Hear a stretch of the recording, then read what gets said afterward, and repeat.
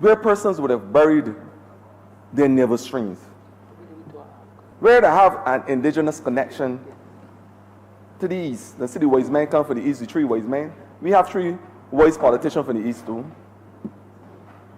And I'm saying, Mr. Speaker, sir, that if you are talking about land acquisition, making land accessible for the poor people of this country in such a way that it would help to empower and improve their lives as it relates to housing solution, you cannot talk about land acquisition unless you talk about sustainable development. And one of the most important calls in sustainable development, Mr. Speaker, sir, is, of course, the planet and how we treat the planet. But of course, along with the planet and the land, there's another tenet: people. How do we incorporate people in the development of our landscape? We cannot talk about sustainable development in a serious and meaningful way unless we talk about people. So when we are talking about housing projects, we have to talk about housing projects and land acquisition in a way that it affects ordinary people. And how we can formulate projects that will encompass every aspect of their lives. The reason I say this, Mr. Speaker, sir, is that I believe that every single housing unit project should have a community park. I believe so.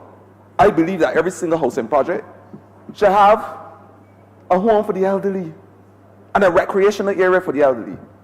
I believe if you are talking about sustainable development and people being an important cog in that development, you must be able to talk about the disabled community and how that every single housing project in this country must have facilities for the disabled. And as Minister of Youth, of course, I will expose the fact that every single housing project, if you're serious about people as part of a sustainable development plan, must have an area or a nursery or area for children. That is what sustainable development is about. So the term must never be used loosely, because at the end of the day, it affects person's lives. And of course, you can't forget partnerships. And how we must operate together in terms of partnerships, people, the planet, prosperity. Of course, that is another important tenet. Because persons must have a tangible stake in this Barbados that we live. So we will also vocalize on the fact that the rustic village, which offers a panoramic view of the East, any housing project, and I am appealing to the Minister of Housing, of course, that is involved in a community, I really feel that a percentage of those houses, a high percentage too, should be given for persons who live in the immediate area. Because communities must feel a sense of entitlement. They must feel a sense of entitlement. And that is the fairness across the board that I speak to today. So the people in St. Philip, and I wish the Member of Parliament obviously well, but the people of St. I can't certainly vocalize on her behalf, I will try. But the people of St. Philip must be able to have a tangible stake in this housing development. That is my point. And if we are serious about people and communities and building communities, we must be able to incorporate communities in every single plan that we make as a government. And I want to say that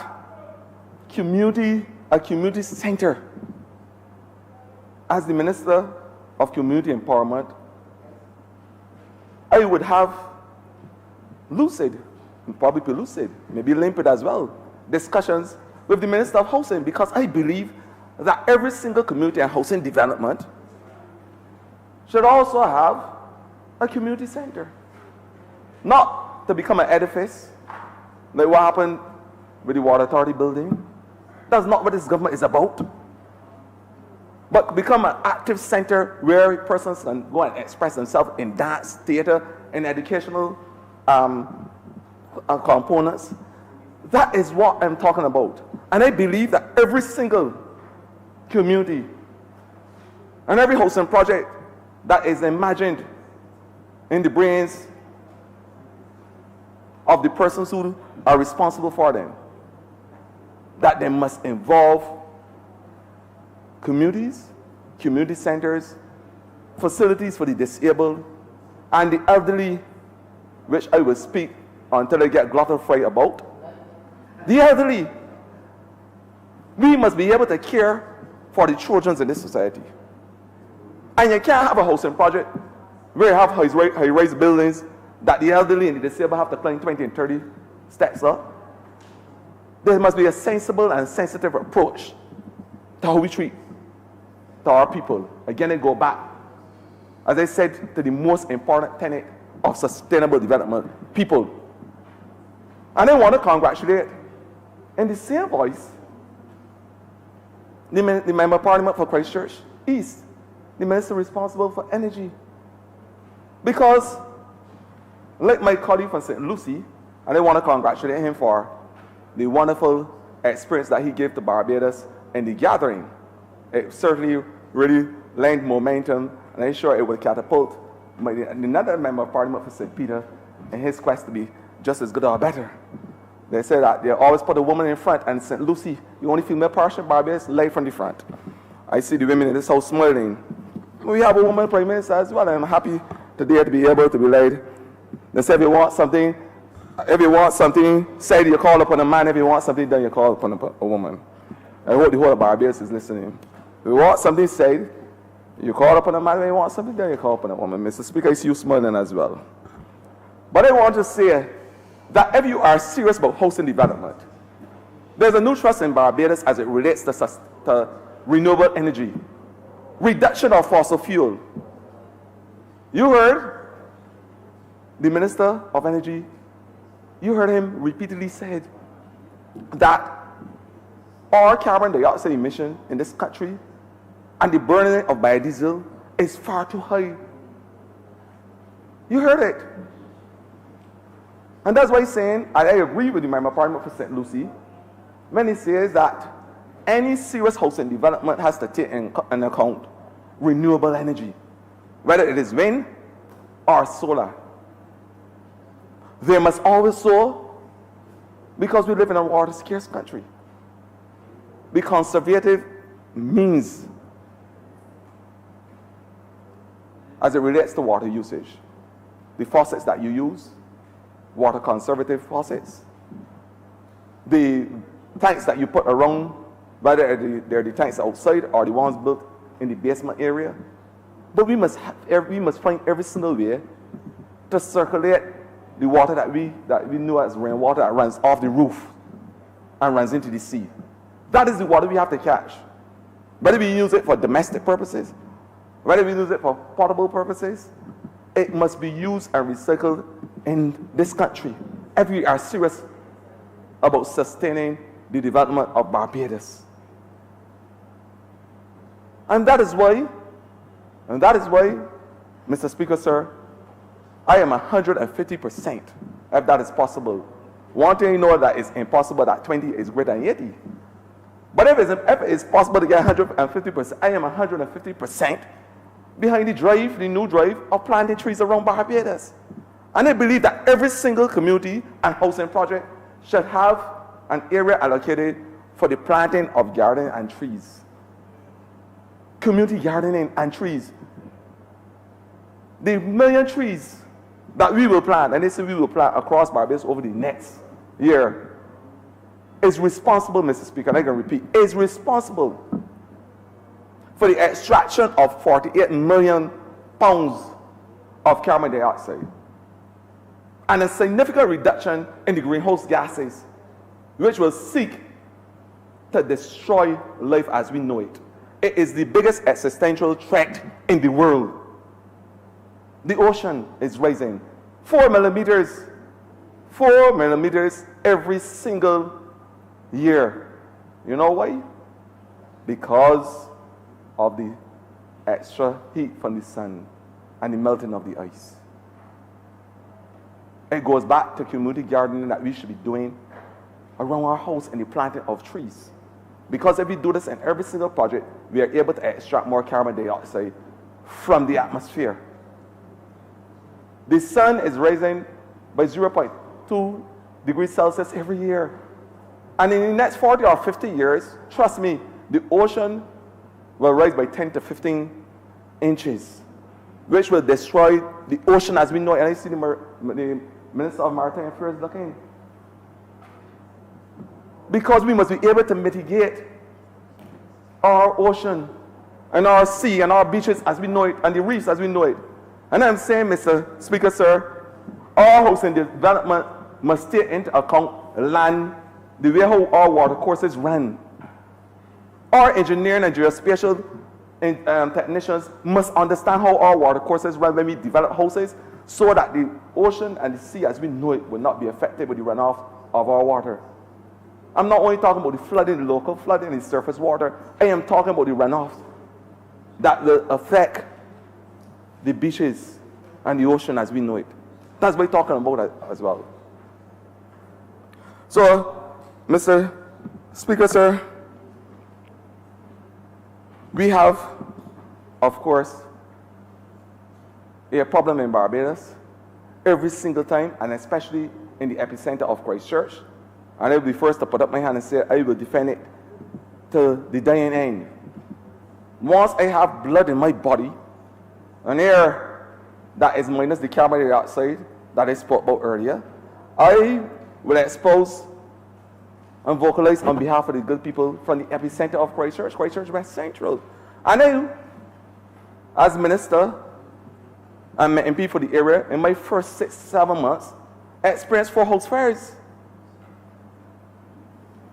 And we know the housing situation that we were faced with prior to 2008. We know the housing situation that we were faced with in 2008. The minister is moving with a pace to rectify that problem. And I want to congratulate him for that. He and his minister and his ministry, who are working beyond the hours allocated to ensure that this housing situation is rectified. That is what they're doing. And I want to say, Mr. Speaker, sir, that it is unfortunate that the lost administration over the last late years could not have found the fortitude, the spirit, the love, care, and attention to these things and to people where they could have said, let me put in every housing project 6 or 7 or whatever number, because they know numbers better than me and you. The only person that understand numbers is the fellow who said 20 greater than 80.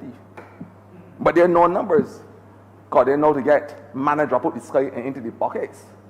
That is numbers, and that's magical numbers. But what I'm saying is that every single housing project should have, I know I am having the listening ear of both ministers, a set of houses allocated for disasters, whether it's a fire, whether it is a natural disaster from a hurricane, or whatever. You name it, Mr. Speaker. And some in your area too. There should be houses allocated that, because when a person is exposed to a tragedy or a travesty, as much sympathetic words as you can express to them, nothing beats security. Nothing beats their being able to feel protected and to be housed so that their life could be restarted and to have a semblance of normalcy. That's what they look for. And they look for immediacy. They want a quick fix now. They don't want to hear that you have to call this agency and call that agency and get your phone put down in their ears. So I am saying that every single house in new construction land acquisition should take into account that there are persons who will be suffering from natural disasters, and you have 5 or 6 units or houses allocated for them. That is what I'm saying, because they experienced it firsthand. I would have loved to be able to tell the good people of Christ Church, those unfortunate, now there's a case here, go and find comfort with you and your family, and that's where your safe place. That is what I would like to do. But I'm saying, Mr. Speaker, the ministers will move with all the ATPA and their being to ensure that Barbadians can live the Barbadian dream. Or the Barbadian dream, maybe it's raised speaking about Barbados. And when we call in the year of 2020, where we are asking every single Barbadian to have the visual acuity to focus on Barbados to help build this country. When we are asking every Barbadian to put their hand to the plow. In the same way, we as a government, we are saying that we are going to walk not in front, nor behind, but by the side of ordinary Barbadians, giving them the opportunities that they need. That's what we are saying. And we are saying that we are willing and ready, and we have shown it. We don't only talk the talk.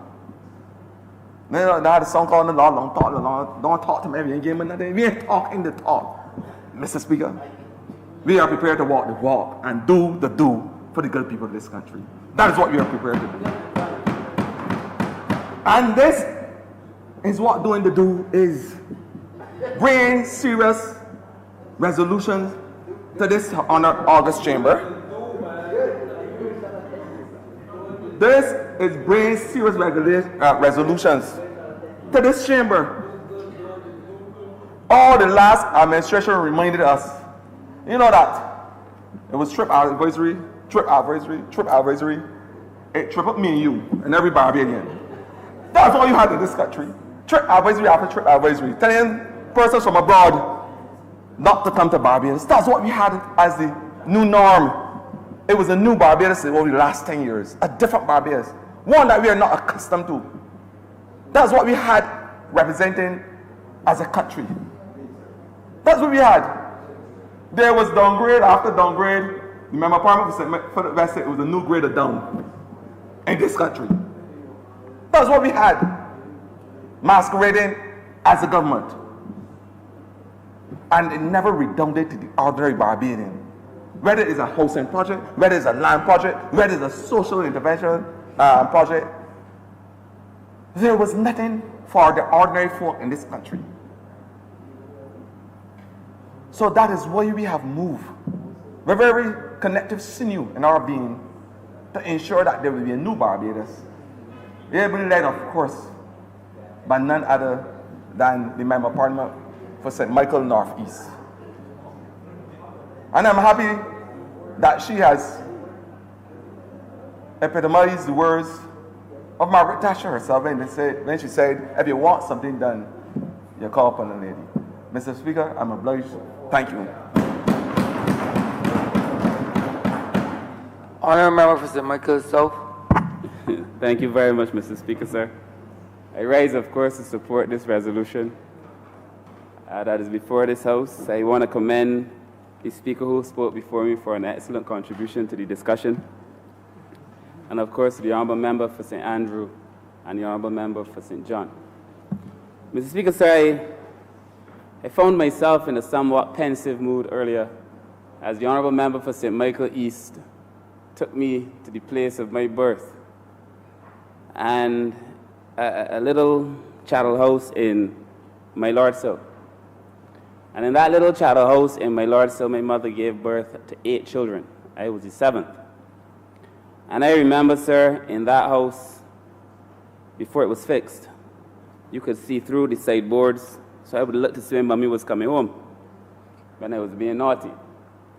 But I also remember, sir, that before I moved to the Pine where everybody associates me, I remember that I would have to, like everybody else who lived in my Lord Sill, like many of us in that era, and certainly those before that era, that I would have to go into the yard to use the facilities. I know at night, like many of us would have to go out with a piece of paper that we would light to chase off the cockroaches and so on. and in order to be able to, to use those facilities. But I have never, sir, associated any of that, sir, or any person who was living that way, sir, or having to live that way in Barbados, in any way less dignity or less than a human, sir, because it's just circumstances. And circumstances change. And all of us of color, whether we like to accept it or not, none of us came here, sir, prosperous.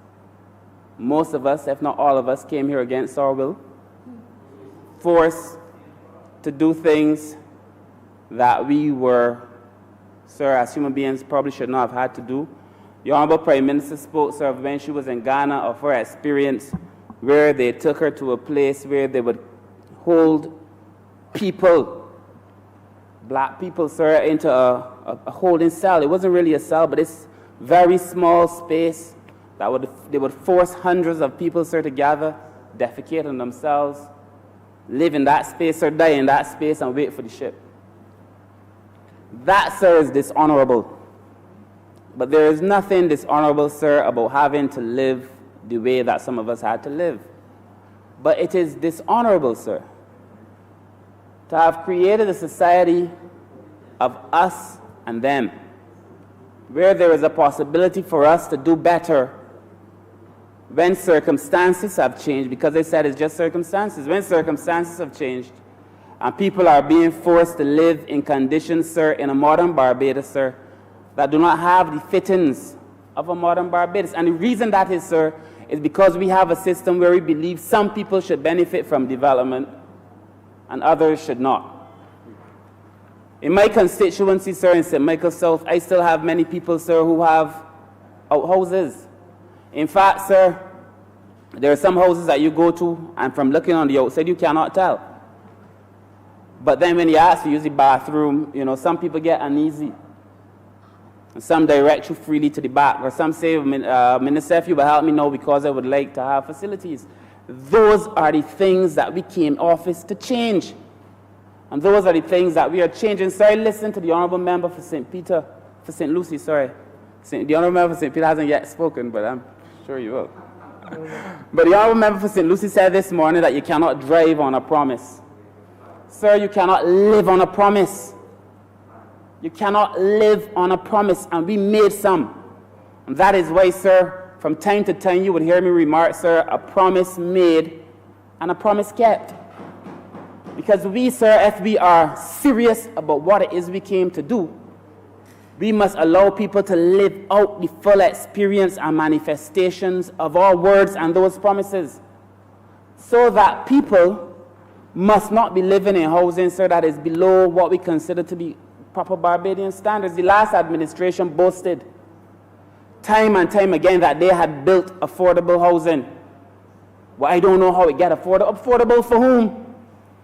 Because very few Barbadians who needed to be able to afford it couldn't afford it. The people that could afford it didn't want it. And the people that wanted it could not afford it. As a matter of fact, sir, you would recall, all of us in here would, that many of those houses ended up costing more than they could even sell because of this kind of overrun mindset.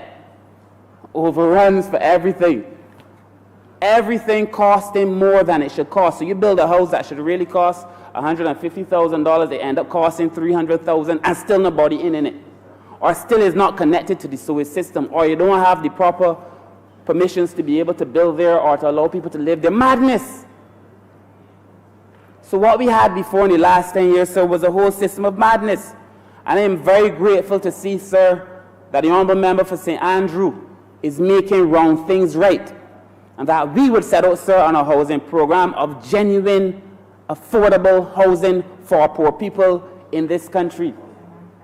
But I must say, sir, that affordable housing cannot mean cheap housing. Affordable does not mean cheap. So I would expect, sir, and I'm pretty sure, sir, that the Honourable Member for St. Andrew and St. John would ensure that when we are talking about affordable housing, we are still talking about good quality housing in terms of the design of the housing, if you're looking over it, in terms of the material that we use for the housing, sir, the different things that are inside of the house. We have to ensure, sir, that it is proper housing. As you probably do, I'm pretty sure you do, Mr. Speaker, sir, because we have the same constituency, basically.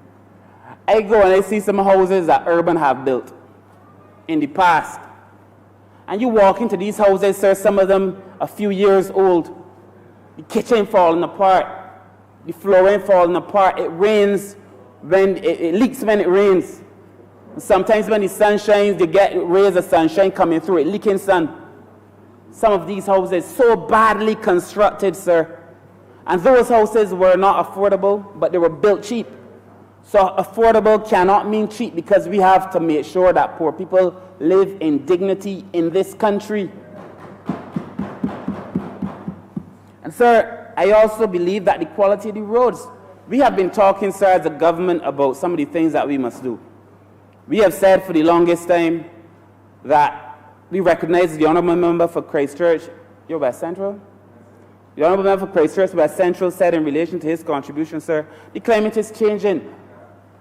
We know that Barbados will face, at some point in time, hopefully not too soon, but a hurricane of greater strength than which we have faced in the last few years. It is going to happen at some point in time. I don't want to call it. But I do know that we have to build, recognizing that the potential is there that it could happen. Because if it's happening all around us, it's only a matter of time. Whether it is a category 5, 4, 3, 2, 1, sir, it is going to be something. We sometimes don't even get a category anything, and roofs blow off. The rain just fell the other day for about 10 minutes, and all of my constituency flood. But the Honourable Member for Christchurch West came, and to my rescue, I must say he was on the ball. But my constituency flood. So that if the rain falls, and if the wind blows, many houses in this country are exposed. As we build out, Mr. Speaker, sir, we cannot continue to build the kinds of houses that we had built, because we're not facing the kinds of systems that we used to face. So even as we build affordable housing, we have to build housing, sir, that is resilient to pressures in the system that we may be able to face. Therefore, we have to have adequate drainage, sir. We have to make sure, sir, as we had discussed before in Cabinet, that when you build the houses, sir, you have all these things that allow the roof, I can't remember what you call them, but you lock the roof on, so that when the wind gets up to a certain amount, sir, the roof doesn't blow off. We have to make sure as we build affordable housing, sir, we do not build cheap. And that is the point. The Honourable Member for St. Michael East, sir, made a point that I cannot let go unnoticed either. That there's a lot of liquidity in the banking system, liquidity grandmother in the banking system. $9 billion. Sir, and poor people can't get a loan to build a house, but they will lend you money to buy a car. You cannot get money to buy a house, but they won't lend you money to buy a car. And everybody knows a car is a deteriorating asset. And that we have to make sure, sir, that we speak to the banking system. So that when we build out, so because the truth is, at the end of the day, the government would never be in a position to build as many houses as people need. When I have my constituency clinics on Wednesdays, people ask me for two things primarily: jobs and housing. We would never be able to build all the houses, sir, but there's an active private sector that we have to empower to be able to build those houses, sir. And that we have to make sure poor people have access, middle-income people too, have access to the financing system, sir, so that they could build and pay for their own house. So you have people now, I believe, sir, given the liquidity in the banking system, and given the fact that there are other pressures now on people's salaries, so we have to look at the way we're talking about these mortgages, man, so that we give the average person an opportunity to live in this country, sir, in Barbados, sir. And housing is a necessity. I mean, when you're young, they tell you want food, clothing, and housing. We've known that for the longest time. But yet we've making it more and more difficult for people to be able to afford a house. More and more difficult for people to be able to live in this country. When I first started to work, Mr. Speaker, sir, there was a lady who worked with me who said to me at the time I was 21, she said to me, I'd taken a job at the VAT office, and when I started getting a little something, you know how it is, I wanted to go and buy a car. And in her wisdom, she said to me, what you don't want to buy some land? And I said, well, no, I want to buy a car. I don't want to be standing by the bus stop every day. She said, you need to build yourself a house. Because as you get older, that is the one thing, sir, that you will be, but she didn't call me, so I'm calling you, sir. So that is the one thing you'll be able to have that you can pass on to your children. You're going to regret it. I am advising those in this country who are in a position now, the young people, to make smart choices. Choose to buy land if you can. Choose to build a house if you can. But as a facilitating government, we have to make it easier for people to be able to afford it. The choice is much easier to make between a car and a house because you could afford a car and you just can't afford the house. And so we have to review that policy, sir. If I feel that I've left politics and I have not been genuinely able to empower people, I would feel as if I failed. I would feel as if I have failed, sir. And as I said to you, sir, it's not about moving from material possession to material possession. I am normally unimpressed by material excess. That don't faze me. I don't care what people have. But it matters to me, sir, that if a man, sir, cannot, despite the fact that he wants to, cannot do better than the situation, the government can help him. And the banks can help him, sir. And we're not helping him, sir, then it is us who've let the people down. And that is why I am thankful for this resolution, sir, to bring affordable housing to people. It is critical, sir. And as we build, sir, I mean, when I left my Lord, sir, I moved up in the world and I moved in the plane. I say so all the time. The plane for me was a step up in the ladder. I had an indoor facility then. It was like moving into the Ritz. So when people lambaste the plane, know that they're lambasting the place that I love the most in the world.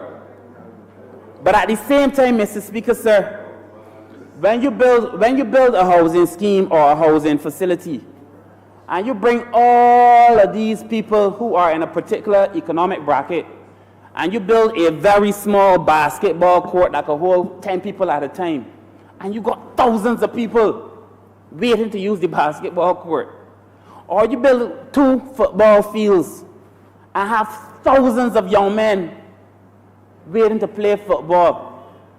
You build 1 park. You don't repair the park at all.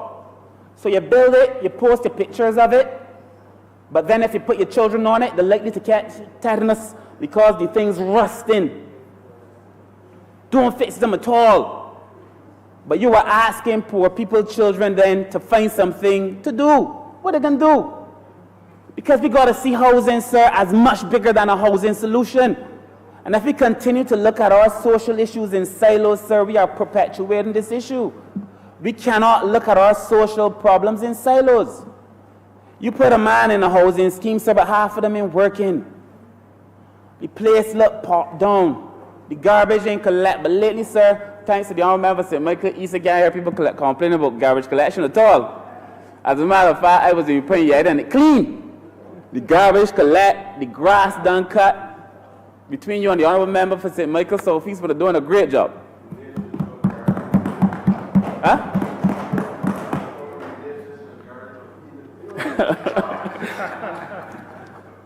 But Mr. Speaker, sir, we also have to be able to allow people to build a little something. So I would love to see more, when we build these communities, sir, people having little empowerment ranges, sir, food stalls, something they could play a trade, something. So because the housing solution is only part of the solution. When we build the Pioneer, imagine when we build Gore Hill and Silver Hill, people were very excited, but 20, 30 years later, 30, 40 years later, we realize, sir, that those things by themselves, sir, do not solve social problems. As a matter of fact, those things by themselves tend to further aggravate social problems. So that we need a comprehensive look at all these things, Mr. Speaker, sir. I'm also equally pleased about the resolution because it's also a tourism development resolution. So I imagine as part of this build-out, sir, we're going to be seeing facilities, sir, for tourists.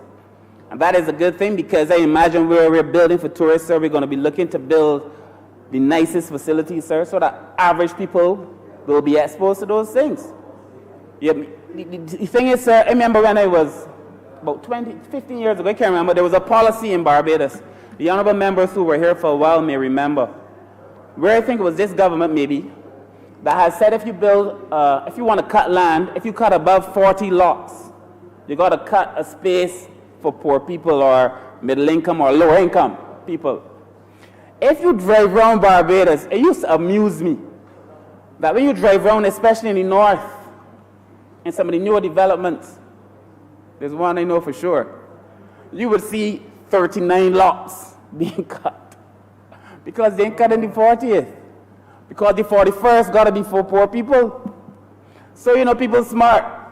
So the policy was if you build above 40, if you cut above 40 lots, you got to accommodate lower socioeconomic bracket. So people start cutting 39. As a government, sir, we cannot be asleep at the wheel. It is a good thing to try to merge the tourism development and the affordable housing, sir. I feel that when people see things, sir, they want to aspire for certain things. One of the problems I've always had with housing schemes, I might have said it in here before, I don't know.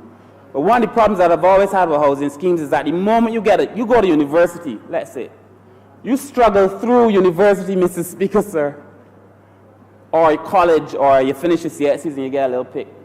The moment you start making, let me say, $1,600, $1,700 a month, your mother, who might have been unemployed, or in my case, a conductress making just below minimum wage, or just above minimum wage. When I started to work now, making 17-something a month, automatically you're put in the bracket now where you're too rich to be living in a government house. Mind you, ain't got nothing in life. You ain't own nothing in life. But you shouldn't be living in government units. So when they do their assessment of where you live, all of a sudden you know are outside of the range of the people who should be living in the house. The problem with that then is that forces the person out to go and rent some $1,200 place, mind you, I'm making $1,700. So it forces you now into poverty. And it therefore leaves your same mother or your father back in the house by themselves, struggling again because so instead of having one family that barely now be making it, you got two struggling families. It doesn't make sense. But here is the deeper tragedy of it all. When you take out those people who are now in a position, who went to university or who got a little job, you're taking out all the good examples out of the same communities.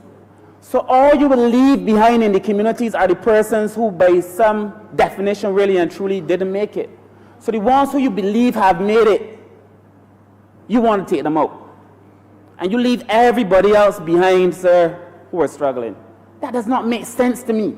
Because you cheat the people who live in the area of an opportunity to see somebody who has been able to come from the bottom, sir, and do something with their life.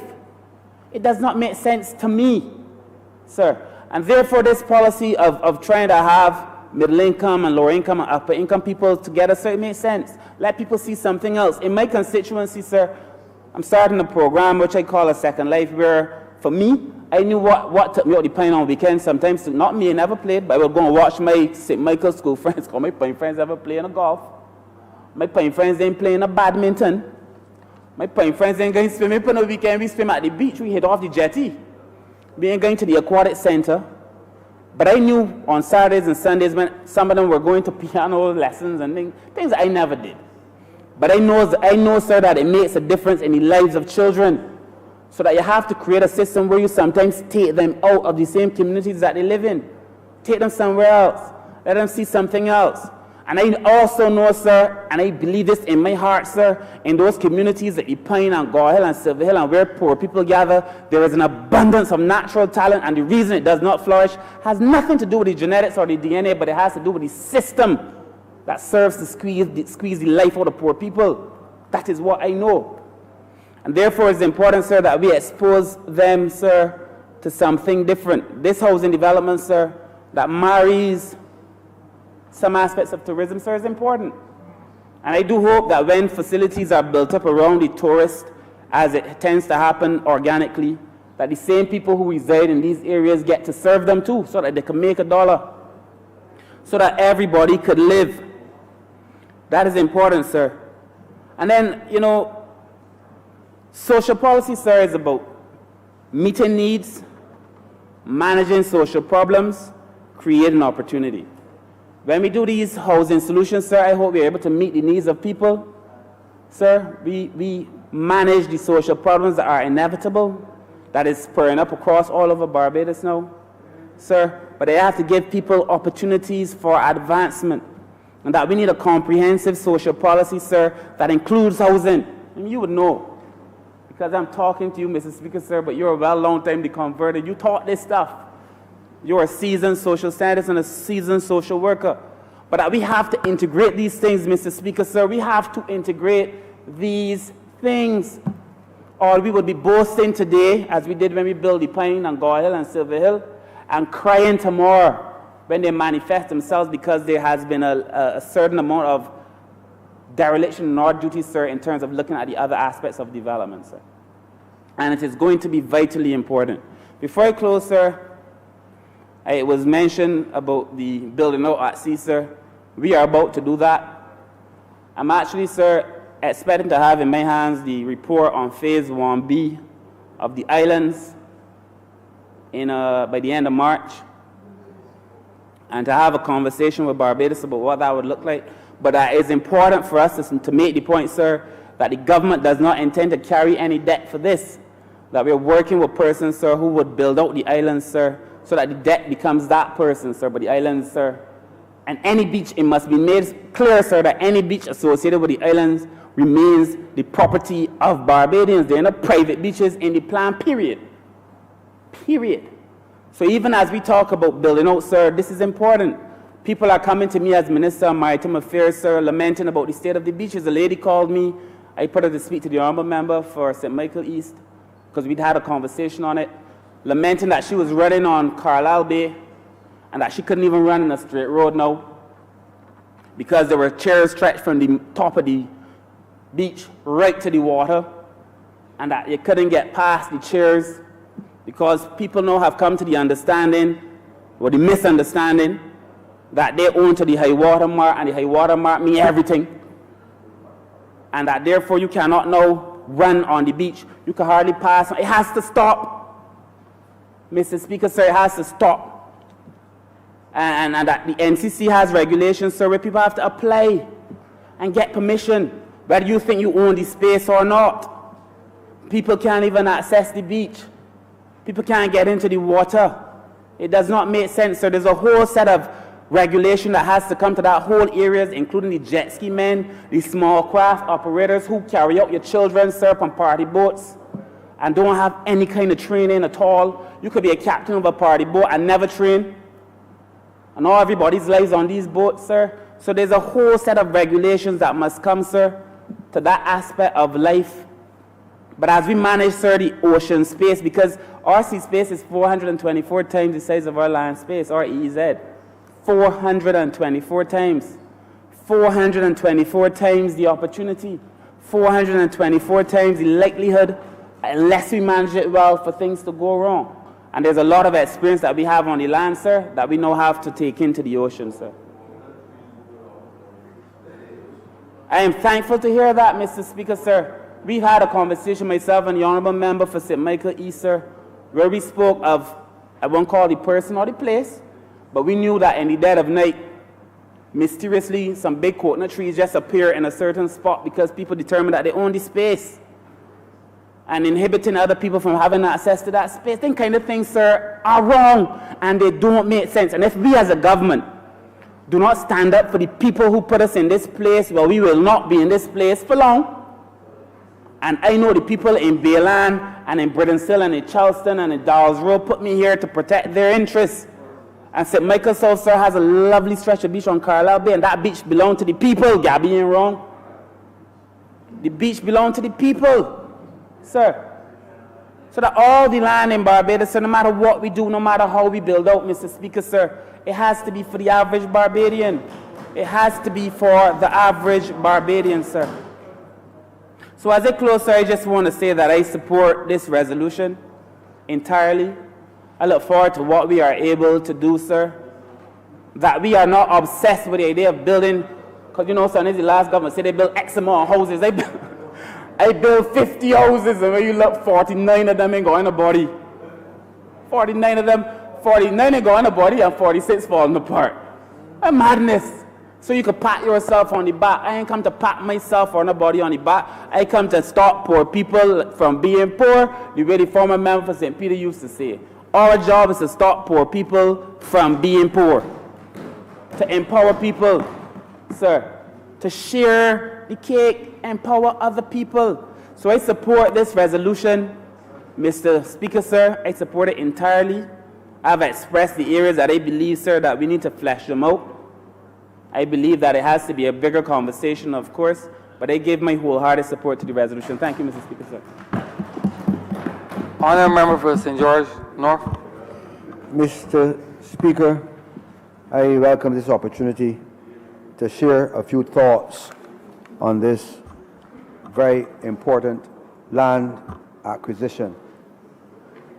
It's important for us to reflect as well as to look at some of the things that can be done with this land acquisition and to see how it can benefit the wider cross-section of Barbados. I believe that the Land Acquisition Act has helped us over the past years and will continue to help us as we go forward. Once this particular... Honourable member, you don't have to express any anguish. I will soon ask people to demit from the chamber. Continue, Honourable member. Thank you, Mr. Speaker.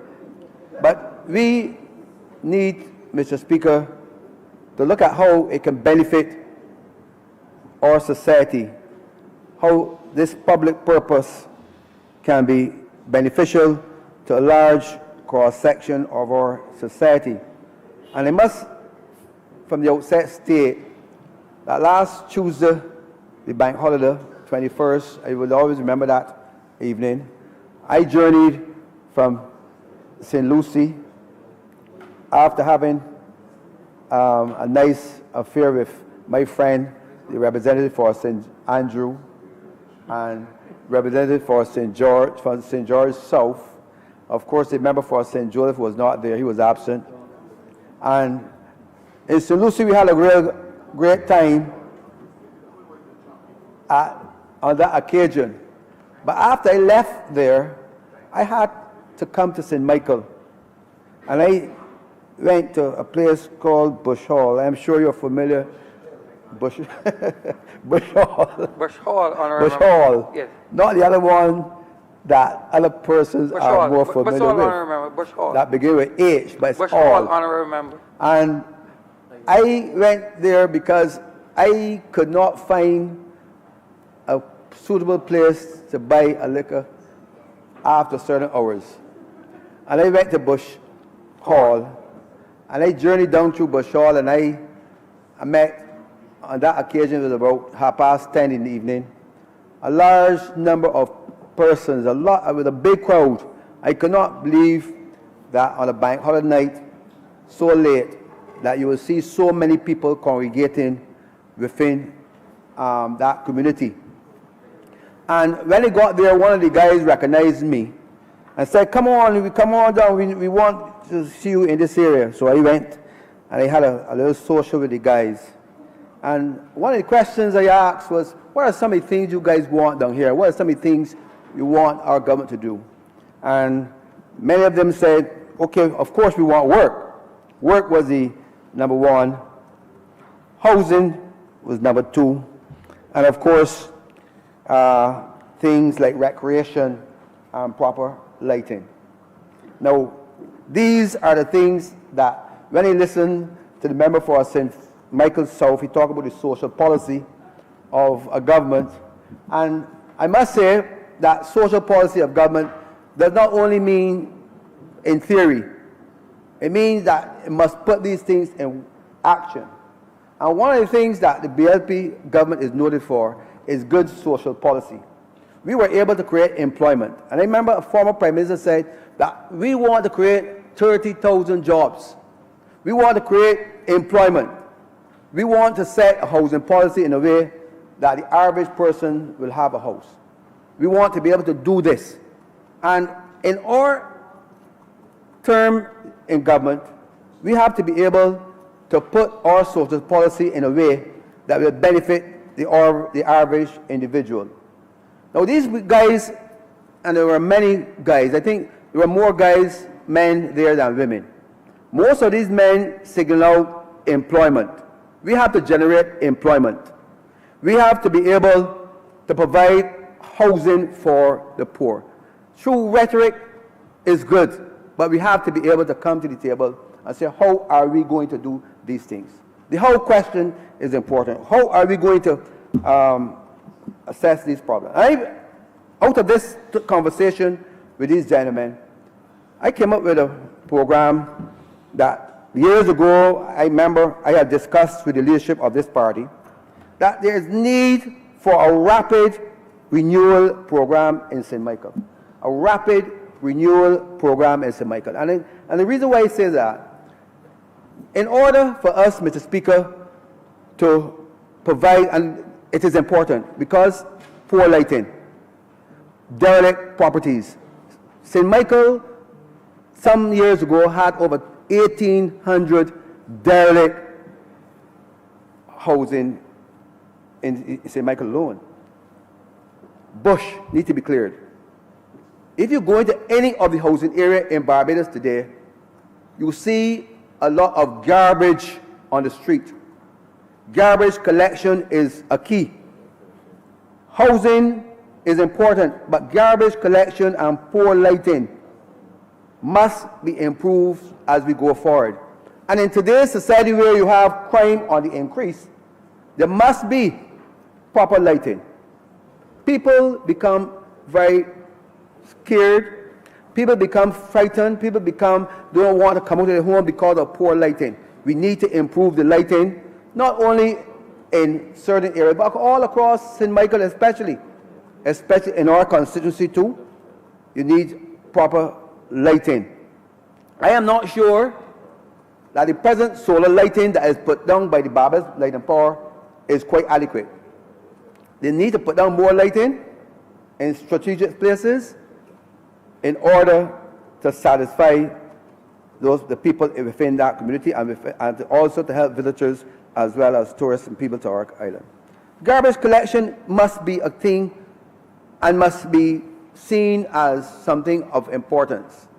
It is true that we have inherited a poor program from the last administration, but we need to set out, Mr. Speaker, a situation where if you have a limited number of trucks, let's say we will collect garbage once a week, twice a week, and stick to that program. That program must be adhered to. And it's not unscientific about that. If you can only collect them once a week, say so. We don't expect to collect them 4 times a week. But if it is to be collected once a week, then collect once a week on a particular day. And I think we need to adhere to that program as well. The other question is of recreation in every area. We were able, in our time, to provide lighting and recreation in certain areas. Let's look at an area like the Pine, St. Michael Southeast, where there are a number of persons within that particular community. I am of the view that within your social policy for housing, there must be adequate recreation as well. Adequate recreation, adequate lighting for those fields that you're going to encourage persons to have either football, cricket, or something of that sort. I think our housing policy, therefore, should be all-encompassing of that in that nature. And therefore, a rapid renewal program for housing and for the areas in the areas that I consider to be poor housing, poor collection, and poor transportation, and poor social policy. I think that we need to look at a special program, and I hope that the Ministry of Finance will look at a program to help these people move into a rapid program that I have called for Government can use fiscal incentives, for example, Mr. Speaker. So that you have the land because people want land. And the Acquisition Act will provide land for the majority of people. Provide the land. Land is important because without land, you will not have housing. But having provide the land, then you need fiscal incentives either to encourage people to build their own homes, to give them mortgages or long-term loans at lower interest rates. Maybe if within a particular area, if you say you designate, Mr. Speaker, a particular area as one that will attract fiscal incentives, you may give loans at free interest rates. And within a particular area, this can be done to help people to provide their own homes. There are lots of people who will not be able, Mr. Speaker, to provide their own homes with their salaries. There are too many people who are working for minimum wages. And with minimum wages, with 2 or 3 children, you cannot build a home. You cannot repair a home. You cannot provide windows. You cannot provide doors. You cannot provide flooring. So therefore, the government needs to come up with a program of fiscal incentives. Fiscal incentives similar to what was done a couple of years ago when the Minister of Housing, the member for St. Andrew, was there, when the General Workers Loan Fund was given, persons were allowed to use the General Workers Loan Fund to borrow up to $100,000 at very low interest rates. I'm not sure what is the status of the General Workers Loan Fund today, but the average worker today cannot get a loan. The average worker in Barbados today, Mr. Speaker, cannot go. He might go to the credit union and they can take him forever. The credit unions do not give loans readily to their members without a struggle. And that's a fact. And how much do they get? What type of interest do they attract? The banks, again, very reluctant to give mortgages as well. And if they do, you have to bring down your mother, grandmother, and everybody. You have to do all these things in order to get adequate loans. And I believe the Minister of Housing must put in place facilities for the ordinary Barbadian to acquire a loan at low interest rates. And when I say interest rate, there were times when we were setting the interest rate at 10, 20 years ago, Mr. Speaker, at 5 or 6%. Today in North America, the banks, the same banks that you have operating in Barbados today, so Scotiabank, Royal Bank, the Bank of Canada, they are giving interest rates at 3% and 2 and 3% in North America. And if you fight hard, you might get it at 2% or 1%. Barbados banks are still giving loans at higher interest rates. The same banks operating out of North America. I don't understand why. So that persons find it difficult, Mr. Speaker, to build their homes. And they rely on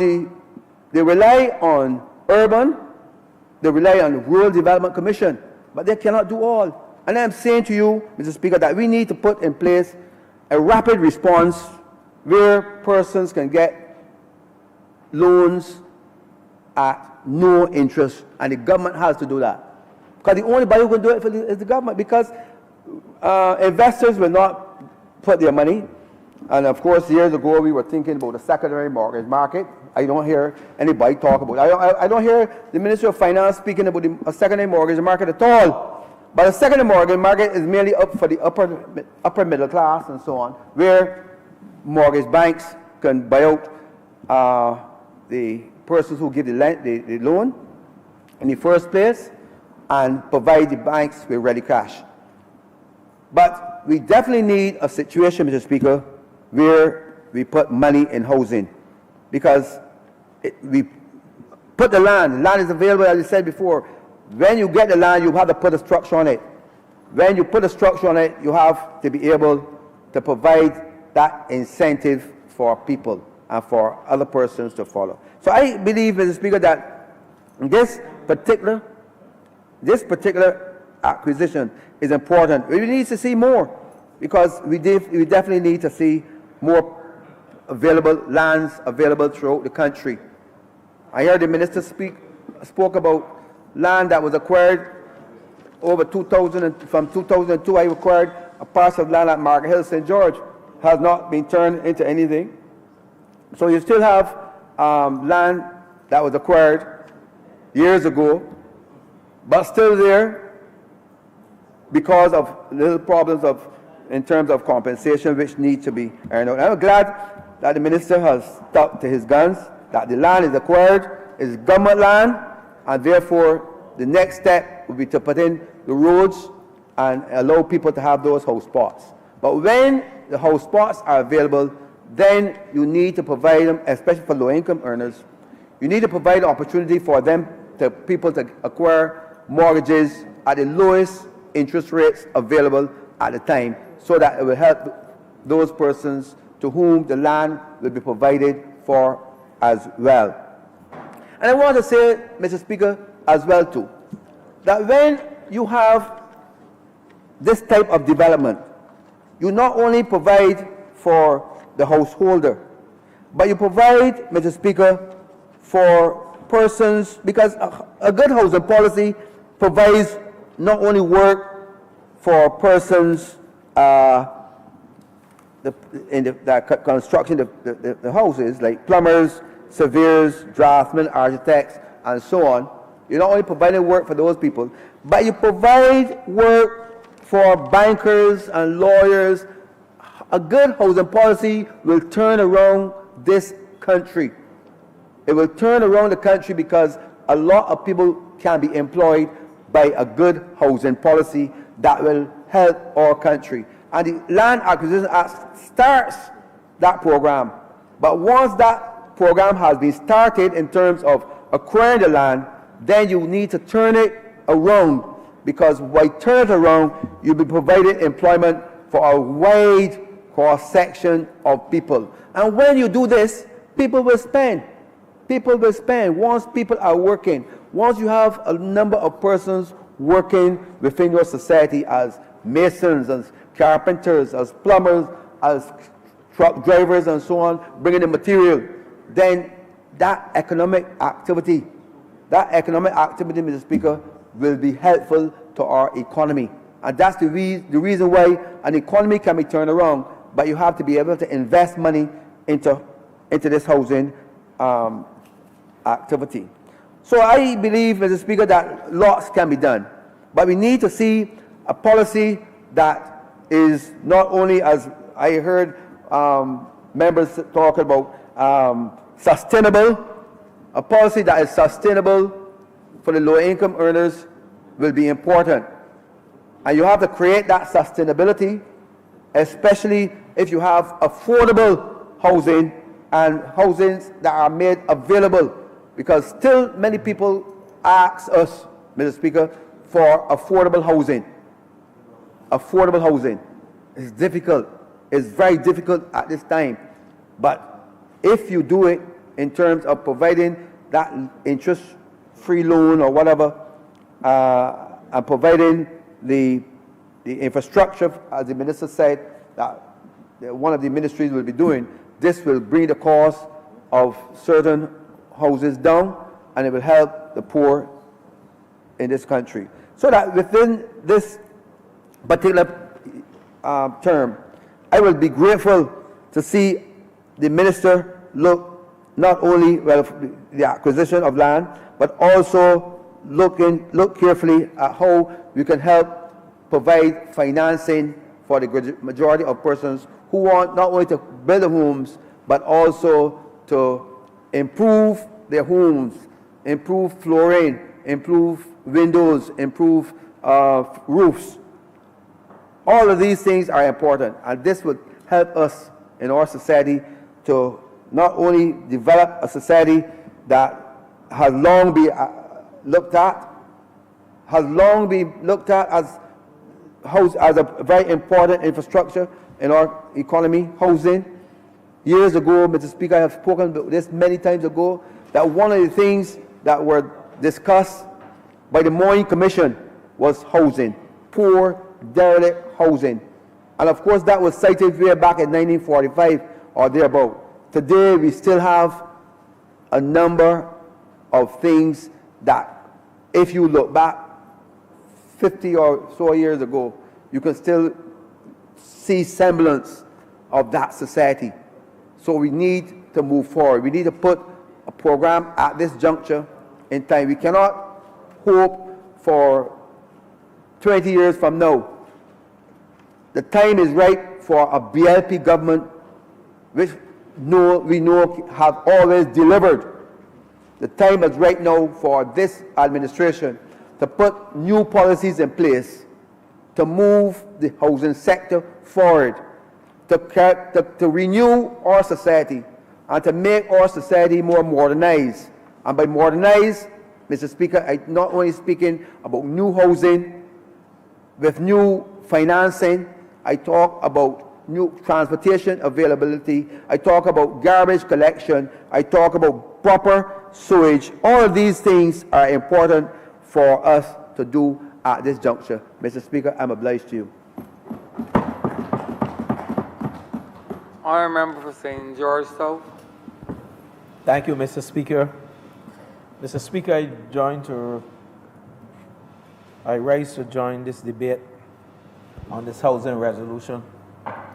Very important resolution, Mr. Speaker, and the contributions thus far have been noteworthy.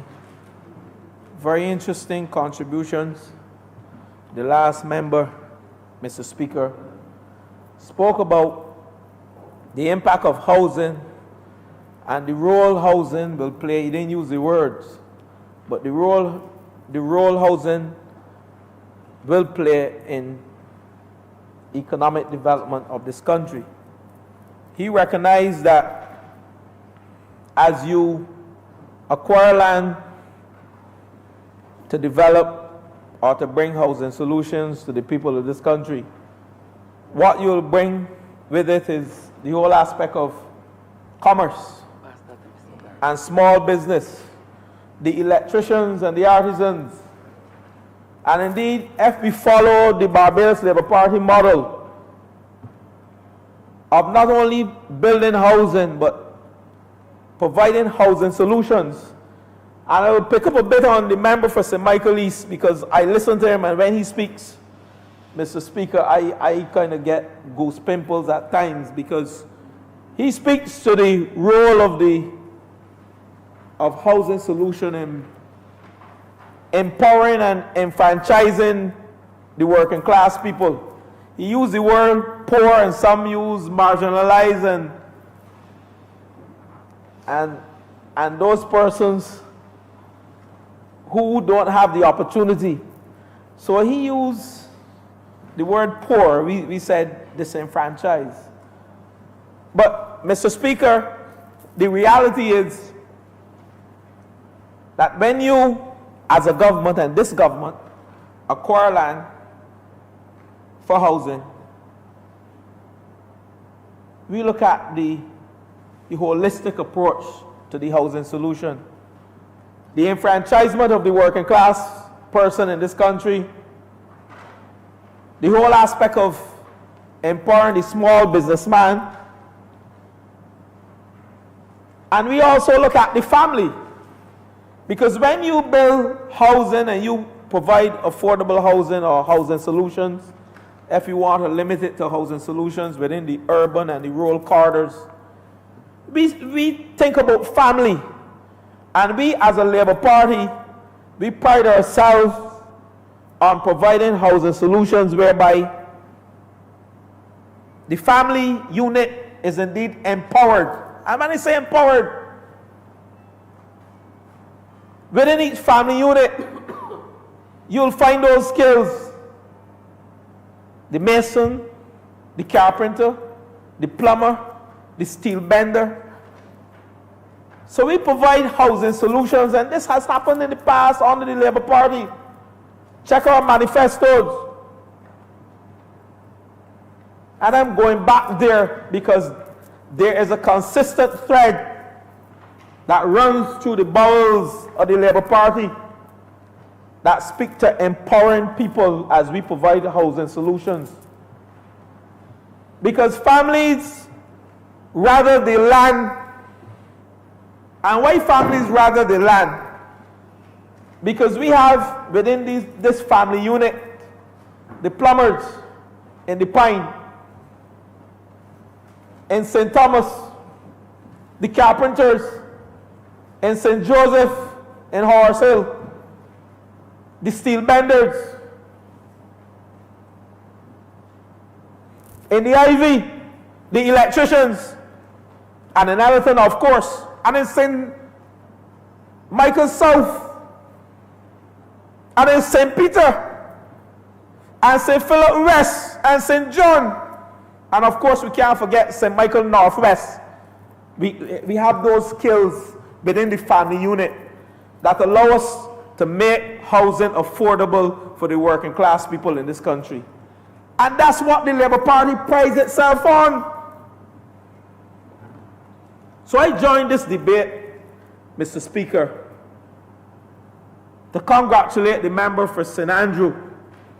And indeed, he's doing a remarkable job in his ministry. He's doing a remarkable job in his ministry. And I'm going to go to a place where I don't think that the Honourable member for St. Andrew went, because he tipped the iceberg, but I going deep into this place. The last government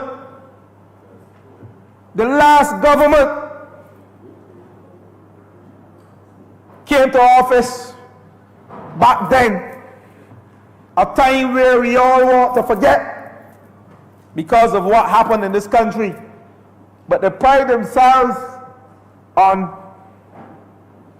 building affordable housing. And I'm sure the member for St. Thomas has that manifesto of the last government. We keep them not because we want to read them and follow them, but we want to show that they have failed. So we keep them in our bosoms and we lay them out here in this lower chamber to look at, so that the new members can look at them to see how the former Minister of Housing, that had a picture in the last manifesto back then, I think back in 2012, 2013, member for St. Thomas helped me, a picture of a wonderful, beautiful houses, saying this is 2013 manifesto. The front page of the Democratic Labour Party manifesto was beautiful housing.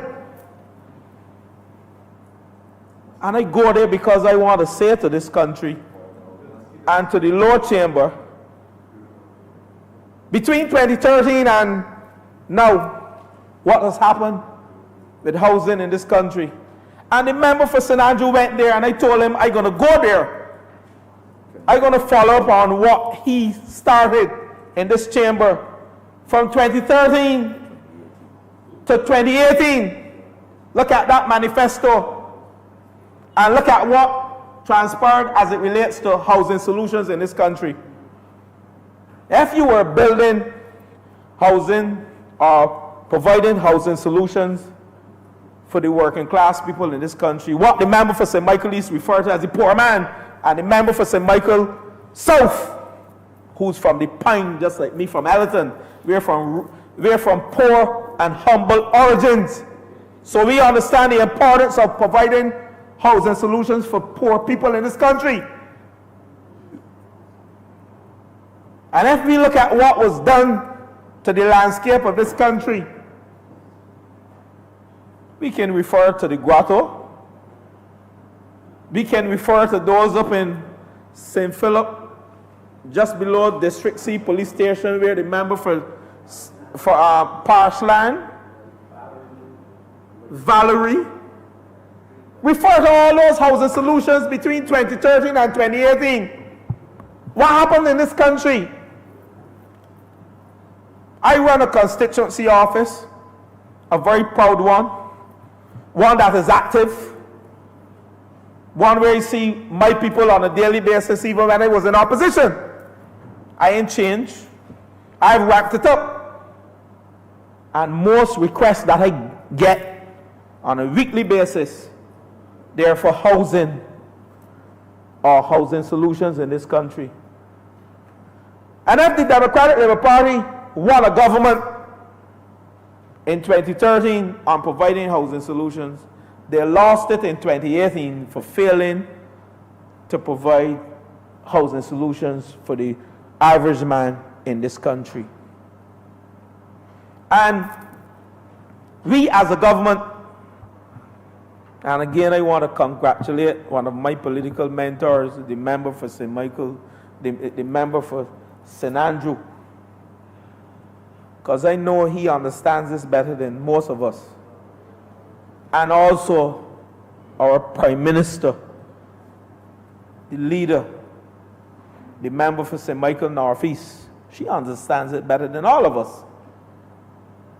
Because indeed, when she elected him to go into that ministry, she knew what she was doing. And all of us, because we can see the results. Each of us are properly placed. And I want to thank her for her wisdom and her foresight. Because what we're about to embark upon and what we have started in this country is to ensure that the people, the poor people of this country, get their fair share of housing solutions. And what we are about to embark upon in this country is to ensure that the family unit,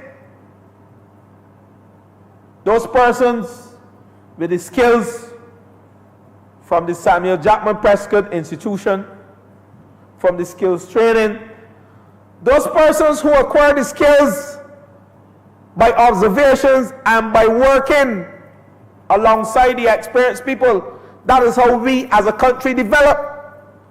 I have a grandfather, the late great Stephen Llewellyn Sutherland, who was the district butcher and family doctor.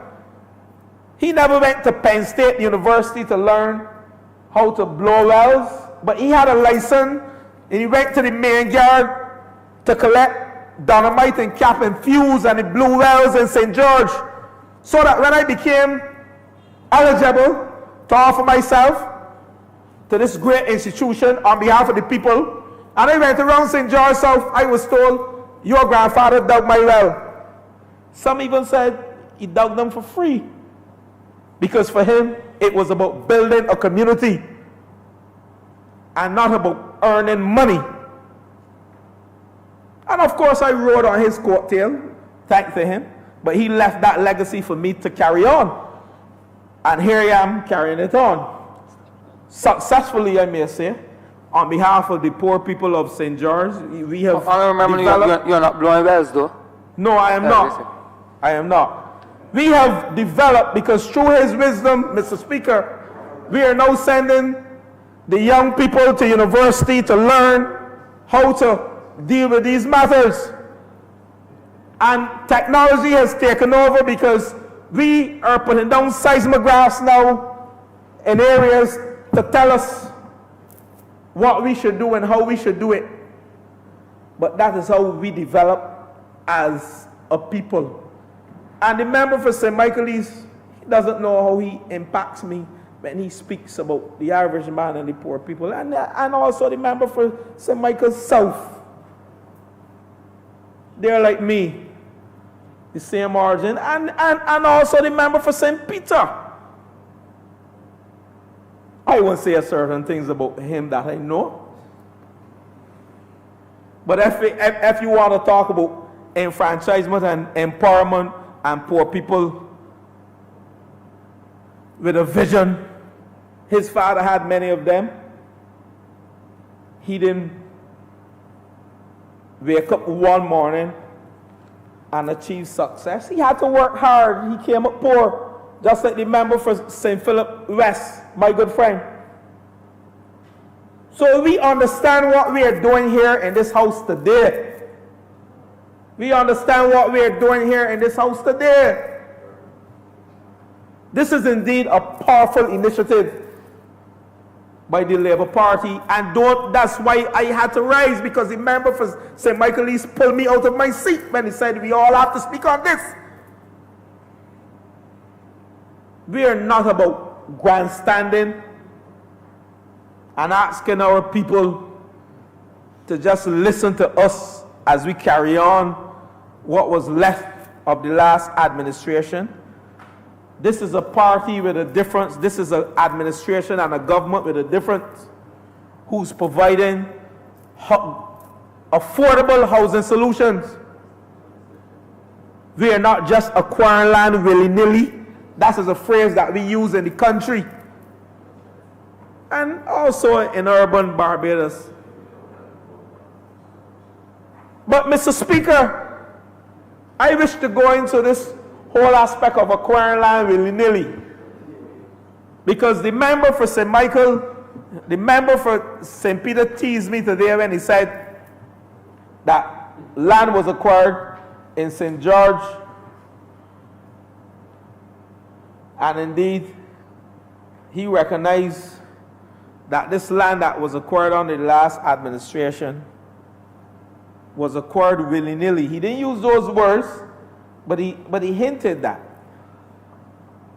insinuated.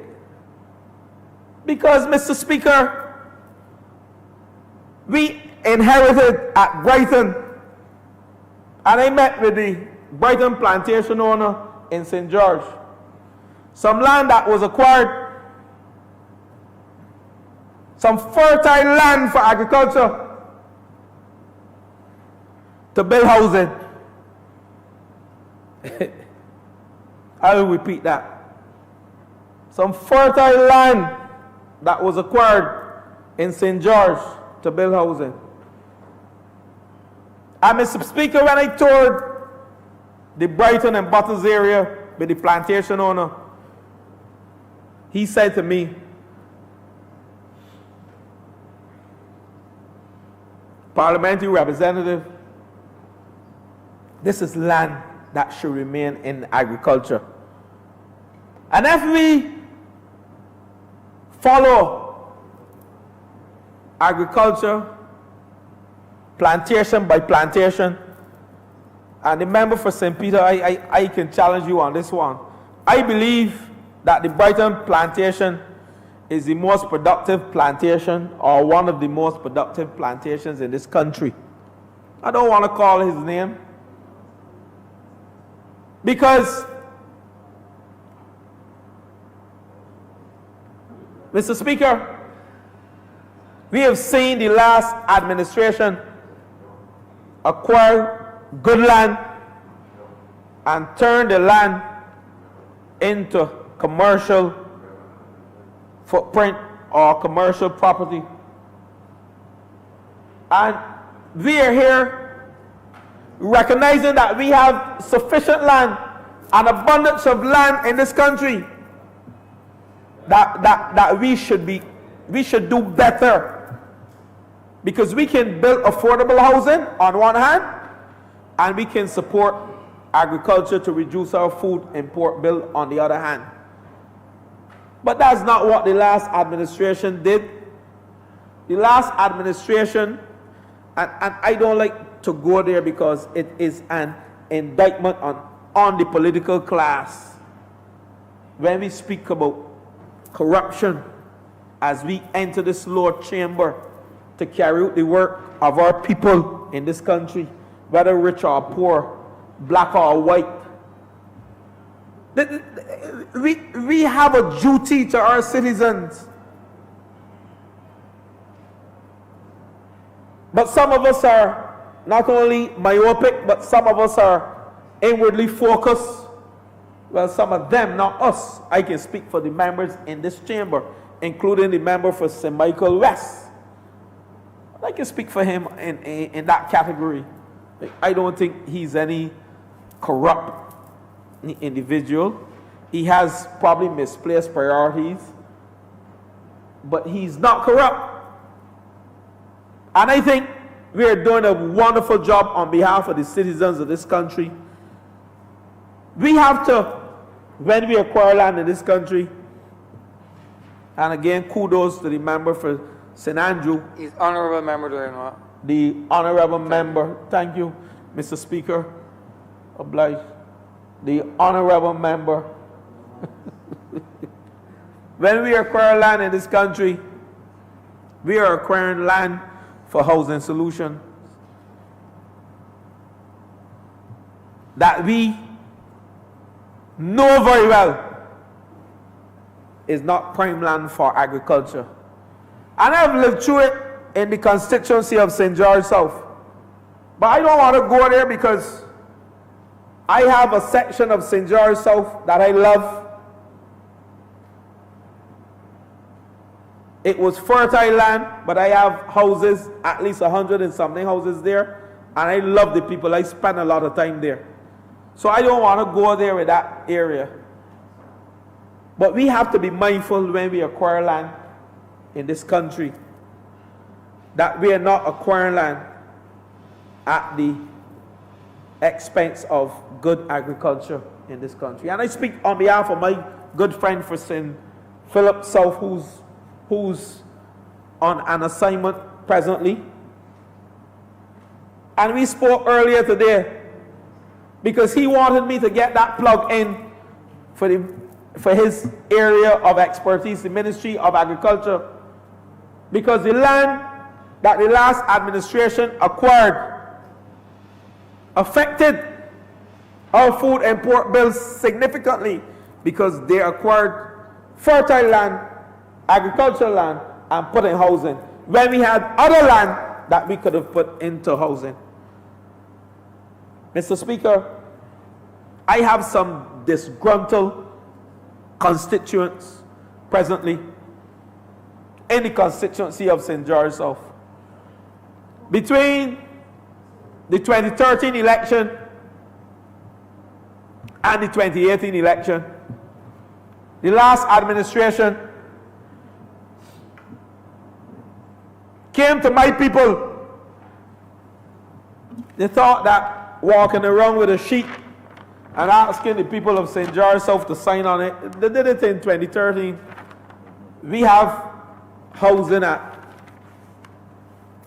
Brighton, Butters, we have housing at Todd's. We're going to give you a playing field at Todd's. We're going to give you a playing field at Workman. I'm going to speak to those at the end. And a lot of my people sign, and I say my people, I'm the parliamentary representative, whether B, D, Z, X, Y, I represent each and every one of them.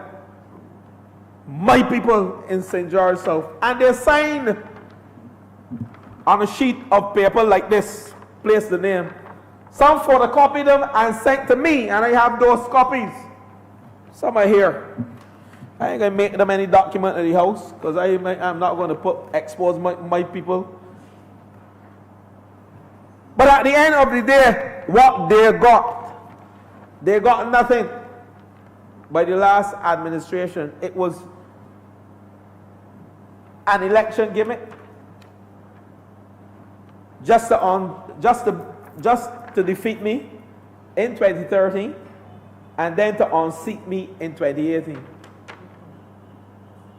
It was an unsuccessful ploy, a malicious one, a very wicked one by the last administration.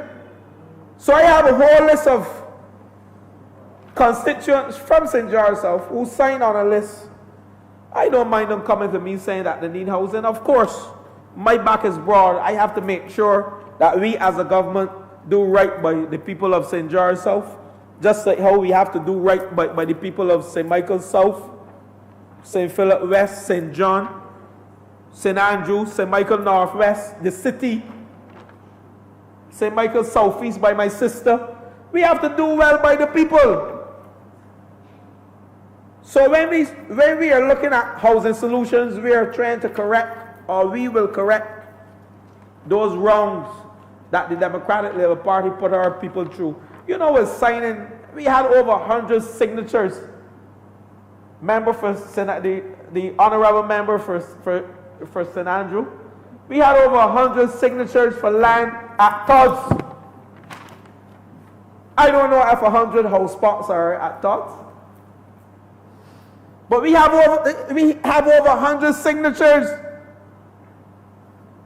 for house spots at Todd's lands under the last administration. They also promised a playing field. The Clico lands, I won't go there because I know we as a government will unravel that. They came and they promised a playing field at Todd's. They don't have any playing field yet. But I've asked the people of Todd's to bear with me as this government unravels those wrongs by Clico lands. And I know that the member for St. Andrew will address the house spots at Todd's. They may not be 100, but he'll make sure that the people of St. George have their fair share of house spots, affordable house spots. He'll make sure that the vision and the philosophy of the Labour Party, driven by the family unit, of having your brother being the artisan, the electrician, and your nephew being the mason, and your cousin being the steel bender, and now the females have gotten into it. You know, we are not excluding them because we have some female artisans as well. Will be part of the housing solution for the people, whether in Tulls or in Workman's or in Bottles or wherever. And I've asked the member for St. Andrew as well to enter discussions with the plantation owner at Brighton, because the land that was acquired under the last administration is not fit for housing. It is good agricultural land, or it protects good agricultural land, and we can do other things with it. And the plantation owner has said to us he will allocate other lands for housing. And I've had that discussion with the member for St. Andrew. So, Mr. Speaker, I am just using the constituency that I represent to show you what went on in this country under the last administration, and why that 2013 manifesto that had the picture of housing solutions, and they premised themselves of retaining a government on housing solutions and utilizing any willy-nilly person to build houses. That's why we have such travesty at Parshland. The due diligence was not done, and the last administration,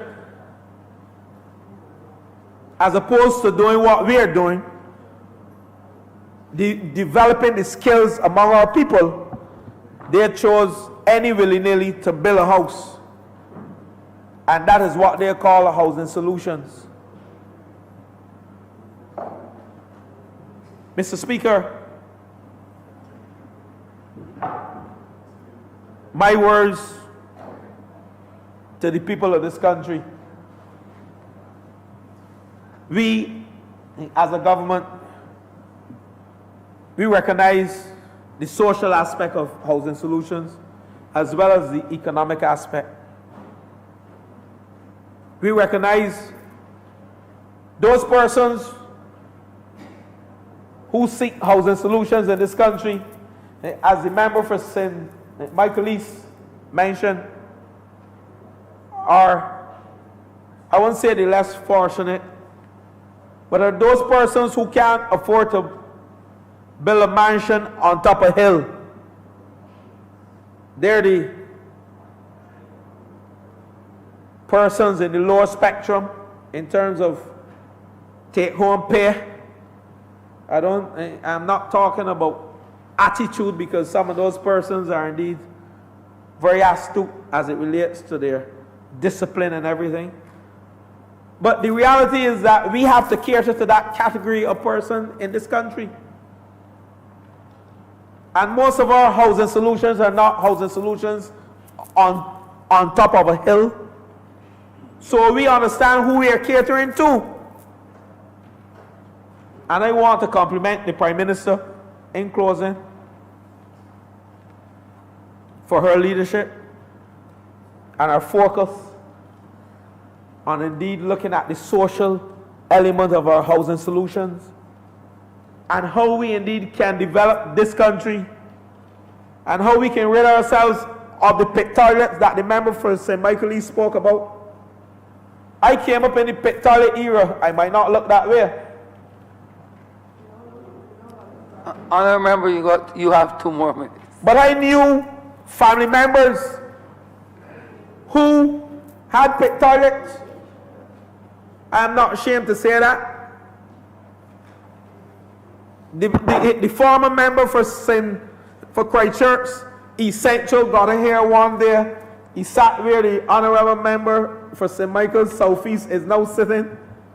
And he said to me, and I will continue to repeat this, because he saw it as an insult, but I saw it as power to me. He said, oh, don't mind you, your grandmother wipe up the tables after I eat and I left my food. She was a janitor at the den. The former member for St. Michael East, the former member for Christchurch East Central did that in this lower chamber. Asked the member for St. Michael West. Christchurch East Central. I ain't calling his name. Saw him on TV the other night. He said, don't mind you. Your grandmother mop up after me. But she raised 5 children from mopping up after him, of which my mother was one, the first. And then she raised 3 sons. One is an economist in Canada right now. Here I am, representing the people of this country, seeking to enhance our status as a developing country. So she played her role, even mopping up after him. He saw it as an insult, but he saw it as power to me. And he did that in this chamber. Asked the member for St. James North and also St. James Central, because the member for St. James Central took it to task. After that, I will always remember that. And I sat where the honourable member for St. Michael Northwest is sitting. God rest Pearl Harewood in her grave, my grandmother, a beautiful woman. She was a janitor at the Christchurch Boys School. They call it what now? They call it some other name now. Lynch. Milton Lynch. But I stand here because she herself went through the pit toilet days. But she raised persons, according to the member for St. Michael East, who are no longer in the pit toilet days. And that is what this government is about. We are preparing Barbados for future generations, for our children, and our children's children, for 50 and 60 years down the road and 100 years down the road. So they will not have to endure what my grandmother endured. And they will not have to go through what I went through in this chamber under the former member for Christchurch East Central. Honourable member, you watch working? Your watch is working? Just checking. Mr. Speaker, I just checking. That's all I ask you. in closing, The answer is either yes or no. Mr. Is Speaker, your watch working, Honourable? That's what I'm asking. it is. Thank you. That's why It is. I am wearing the member for No, I just asked a question. St. Peter watch. I just want an answer, Honourable. And Continue. indeed, it is working. But I want to thank you, Mr. Speaker, for giving me the opportunity. And I want to say to the country that you are in good hands under the leadership of Mayor Amor Motley. You are in good hands as it relates to providing housing solution. You're in good hands under the Honourable Prime Minister. And we're on a mission to rescue this country.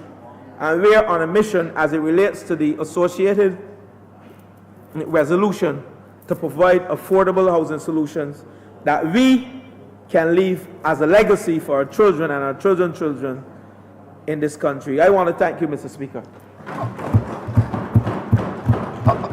I remember, I'm sure that your watch probably stopped working. Your watch probably stopped working. Yes, indeed, indeed. I remember, so please. Thank you, Mr. Speaker.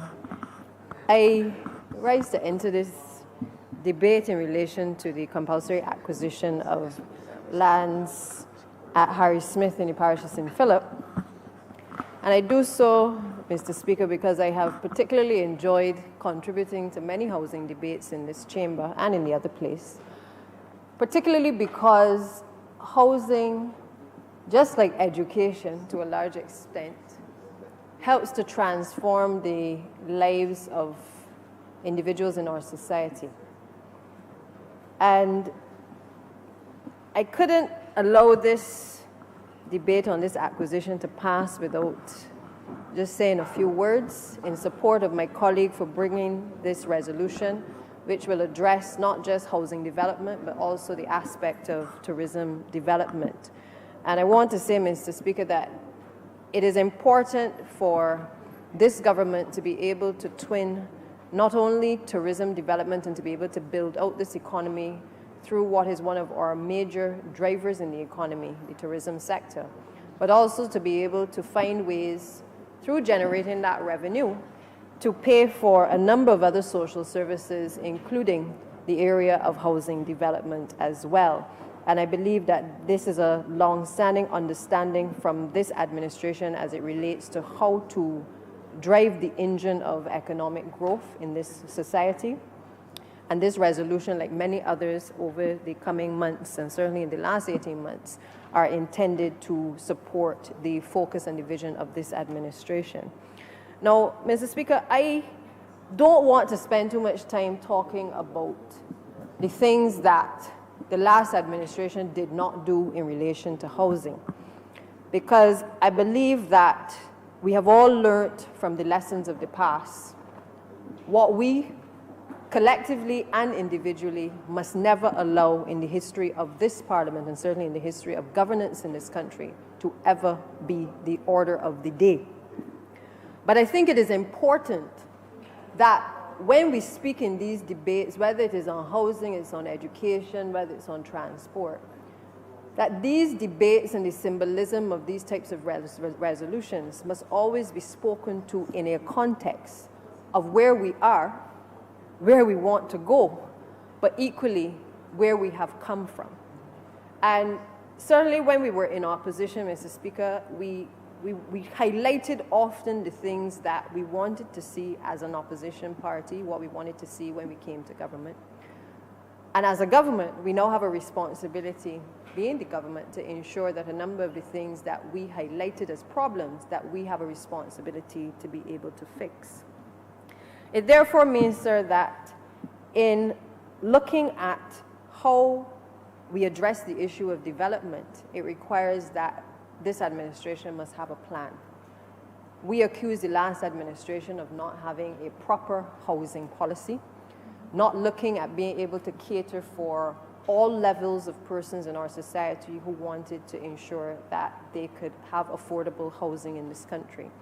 And I know that the Honourable Minister has been working very assiduously, and his other colleague minister as well, to ensure that we are moving in the direction where in the next decade, certainly, that we will have a very clearly articulated policy as it relates to being able to address not just low-income housing or middle-income housing, but also to address the issues of development as it relates to tourism development, as well as it relates to agriculture and all of the other areas which are obviously pertinent to being able to plan effectively. Why I start there, sir, is because I honestly believe that given the issues of water scarcity that we have inherited, the breakdown of our sewage systems, the fact that we are grappling across ministries with decaying plants, that we have to be real and we have to level with the country in relation to what we have actually inherited and the difficulties in certainly being able to realize the vision that we have for this country.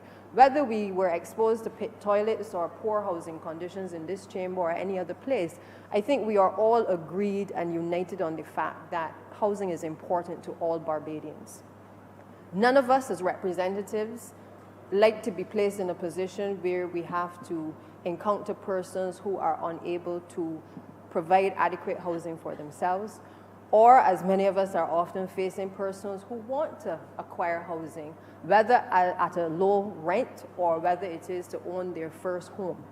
And you heard other colleague ministers in here this afternoon, sir, speak to their own personal experiences of wanting to be able to own their own homes and coming from backgrounds where the whole notion of being able to acquire housing was particularly empowering and certainly important in being able to have their own social advancement in society. What does it mean though, sir? It means that we have a situation right now which has been taking place for a number of years where we have more requests for housing than we actually have housing accommodation. And I think we have to start there. We also have a situation where in relation to where persons, the majority of the persons are coming from who are requiring accommodation, many of them, sir, all of the studies have shown that many of them are certainly in the urban districts. And I heard other colleagues speak to the issue of, I think a member for St. George North would have spoken earlier, in relation to looking at an urban renewal development plan. I certainly support that because, again, we have a situation in the St. Michael areas where there's a lot of overcrowding in many households. You sometimes have, whether it is housing areas or it is in other districts, you have a lot of issues of intergenerational poverty. And these are things that I believe are impacting on what we are seeing manifesting itself in society, issues of crime. Persons are in overcrowded conditions, poverty is at its peak, and levels of unemployment in some cases, people are grappling with those issues. As a consequence, sir, it is leading to high levels of crime in our society as well. And I think we have to get to a realization that the inability to provide adequately across all spheres of society for adequate housing also has an impact on our society and wider society as we start to grapple with a number of these issues. Sir, I have often said in this chamber, I repeat myself over and over because I have what I consider the largest housing area in the country. It is one that I'm very proud of. It has produced the member for St. Michael South and others of distinguished character who have not forgotten where they have come from and continue to champion the rights of the people from whence they came. But sir, I have had concerns over the years because I have felt that we needed to look at how we speak to persons at the lowest level of our society, the low-income persons. Now, I sat in this chamber for many years, and I heard all about how the last administration had all the Housing Every Last Person program. They were going to ensure that persons had access to land. I mean, I was also the victim in my constituency, just as a member for St. George South, in relation to the rhetoric about how persons would be able to acquire their housing units under the 20-year program. You know, what I consider to have been an election ploy, because while none of us on this side would want to prevent people from being able to own their own home, it also required a conversation with the country and certainly with these individuals about how the housing estate was going to be maintained. There are commonwealths in many of these areas, whether it's the Pines, Silver Hill, Gall Hill, Eden Lodge, doesn't matter where the housing units are. We have common problems in relation to common use of a number of these things in the communities, which will, regardless of whether you convey the property in which the person is residing, the government still will have some responsibility to be able to carry the weight for the society, and in particular those individuals, to be able to address the issues of the wells, where wells cannot be dug individually for households. It will obviously have to carry in some way the issues of open spaces where there are large tracts of land which for the most part are left in for the purpose of ensuring that the communities are not cramped, but at the same time they create problems where we don't have the regular maintenance programs taking place in these communities. And that creates other issues in terms of rodents, it creates issues in terms of just being unsightly, and certainly areas where criminal activity can take place as well. So we have inherited over the years these issues. What we in this administration have a responsibility to do now is to engage in the plan of action to make sure that we're able to address not just the demands, but that we're able to let people across these developments fully understand the rights and responsibilities that they have, the rights and responsibilities they have as homeowners or potential homeowners, but also what rights and responsibilities the state will also be responsible for as well. And I'm happy to say, sir, that I have had colleagues in this chamber, both through the Minister of Housing, both ministers, the member for St. Michael East, even the member responsible for community development and youth affairs, where we have been able to work together in communities to be able to allow persons to breathe a little easier in terms of their environment. But it still requires that the accommodation in which people live must be looked at very seriously in terms of issues of maintenance. And we've seen the issues of maintenance taking place in education. We've seen it in terms of being able to have proper programs over the years in relation to our school plants. We're also seeing it in relation to whether it is sewage and the maintenance of the pipes, the underground pipes. We're seeing it in relation to transportation, the sewage trucks. These are our realities, and this is what we have inherited as an administration. We don't run from it, Mr. Speaker, but I think we have to let people understand where we are so that their expectations are real in terms of what we can deliver.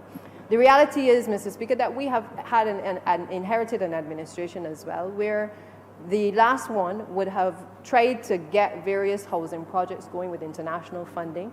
They did not complete a number of the things that they had acquired the funding for, and we have lost out on a lot of that funding as well in relation to housing.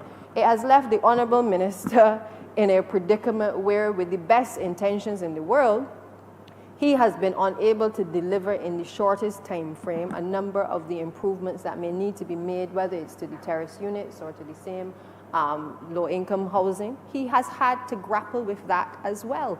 And I know that while I repeatedly say to both ministers in housing, the member for St. John and the member for St. Andrew, that every day I am facing requests from persons in my constituency for housing, I do understand the difficulties that they are enduring in relation to being able to meet the demands, because we are trying to meet in 18 months what was not met in 10 years. And even before that, previous administrations could also themselves not be able to adequately prepare for housing. Now, the Honourable Member for St. George North made an interesting point in relation to how housing development also impacts the society, how it gets gets you moving in terms of the economy. And it's a very valid point, because I remember as an attorney working for the Barbados Mortgage Finance Company, when a previous Barbados Labour Party administration was in a position to work together to have a number of opportunities for people who wanted to obtain mortgages. And we saw a spike in the number of homeowners in this country at different levels, low income, middle income. We also saw a boom in construction as well, because with every mortgage application came an opportunity for persons to engage in construction. And with that obviously meant that vendors were able to benefit. It meant that households were able to benefit. The outside men and the outside women were able to benefit as well. But money was circulating in the economy in a way that I believe once we are able to address a number of the issues that are confronting us in terms of the wider economy, that I'm sure that the Ministry of Housing will, in the fullness of time, be able to settle down to be able to move forward. Now, I know the Honourable Minister has also indicated there's a tripartite committee that is looking as well at the restructuring of the National Housing Corporation. We came to government with the understanding that we had to start a restructuring process of a number of, whether it was state-owned enterprises or generally the structure of government. I think it is well accepted that government has not been working for its people. And we need to ensure that as we move forward in our respective ministries, that we are in a position that when people apply for a house, that you don't keep hearing that the person applied 20 years ago and they heard nothing. These are the realities. And if it is that the Honourable Minister, as I'm sure he is now working on systems to be able to ensure that people who have been long-standing applicants of NHC are in a position to be interviewed and to update their records, or even for them to go into NHC to update their records. I believe that the time has now come for us to get serious about being able to identify the persons who are in the greatest need. Because, sir, I have found that sometimes you have people who applied 20 years ago, and their circumstances have not changed 20 years later. They may not have gone back into NHC repeatedly because they get frustrated after the first 2 or 3 phone calls or turning up every now and again. But we have to improve the systems so that people validly feel as though they are on some priority list, and that it isn't only an allocation based simply on who the minister knows, and I don't think that this minister would do it, but these are the fears that people have. And we have a responsibility to make sure that people believe that their needs can be addressed based on the urgency of their situation, particularly if they have a number of children who are likely to be displaced, that they will have the opportunity to have a system that is fair in terms of the allocation of houses. Now, one of the things I would not want to see again, and I know the Honourable Minister spoke to a joint public-private sector partnership in relation to the housing development, is what would, and I know it will not take place under his watch for sure, or the other minister, because one of the things that the special audit, which was laid in this chamber, the special audit on the National Housing Corporation, high-rise apartments at the Grotto, and Valerie would have revealed, was that a number of procedures were not followed by the last administration in terms of the way in which those particular projects were dealt with. And so we ended up with serious cost overruns in relation to both projects. Projects which, for the most part, the last administration indicated to this country that they were targeting persons in the lower economic bracket. And, you know, I got excited too when I heard the numbers in terms of the people who would have been accommodated at both of those projects, because the one at Valerie was intended to provide 72 units. The one at the Grotto was intended to provide another 76, I believe, and in the end I think it was supposed to be about 80. But as excited as I got, and as excited as my constituents and many others in this chamber, their constituents got as well, the reality is that many of them were not able to acquire the units available even under these 2 projects. And what did we end up with, sir? We ended up with a situation where a project that started at Valerie at 15 million ended up costing an additional 7.7 million. In the case of the Grotto, we had a situation where the projected cost was 18 million, and it ended up costing another 9.8.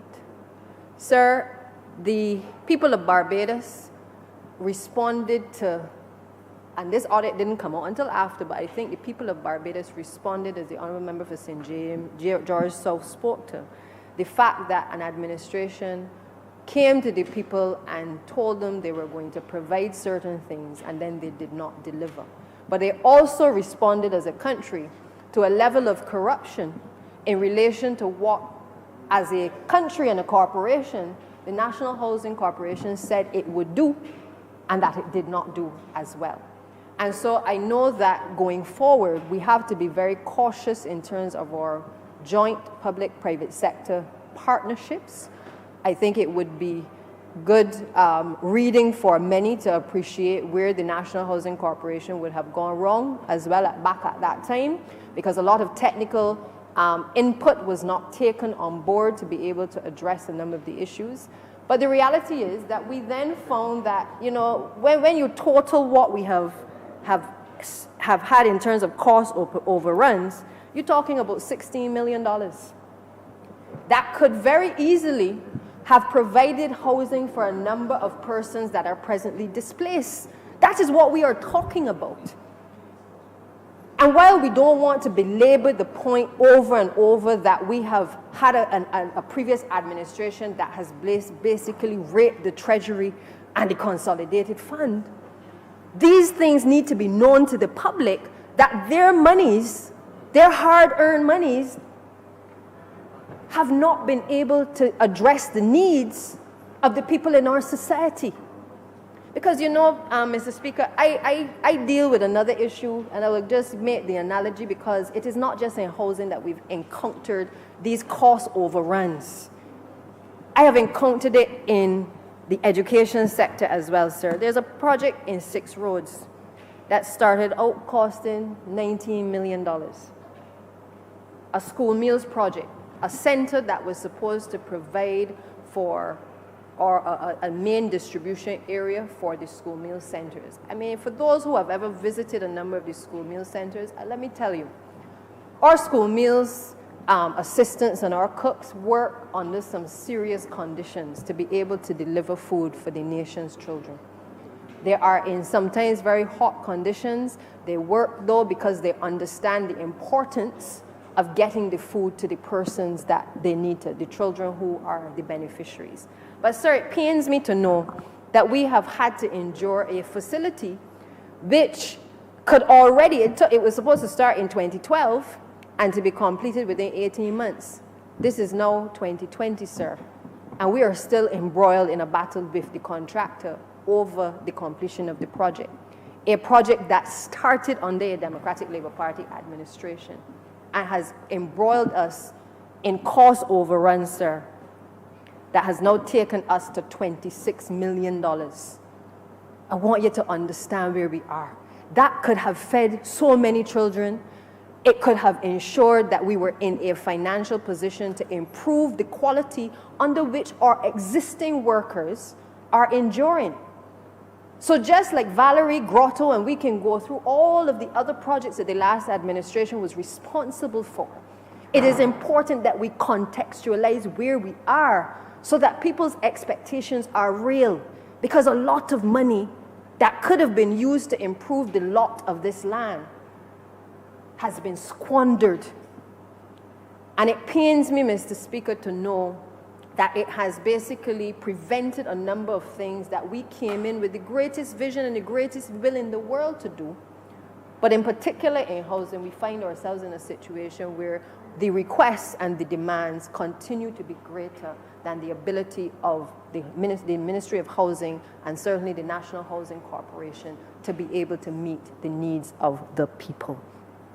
Sir, I'm going to touch as well on the issue of maintenance because I believe that we must learn from our lessons. And in anything that we do in terms of housing and development is like the body. If you fail to look after the body and go to the doctor and to get your checkups, eventually you're going to break down. The maintenance of plant and property is absolutely no different. Previous administrations have failed miserably in being able to ensure that maintenance of plant and property is a priority. And so we've seen, whether it is in the housing estates, whether we've seen it in relation to even some of the same projects that the minister spoke to earlier, that they have now had to come in and basically put additional monies into to be able to try to maintain, or in some cases have to complete the projects. We have seen a wastage of funds because the longer that you fail to address the problem, you're going to have some serious consequences down the line as a result of that failure to put preventative measures in place. So we see it again in the schools. Failure to maintain the plant has now resulted in us having all of these environmental issues. Same thing in housing. We see what the issues in relation to failing to maintain wells has created for the Honourable Minister and this government.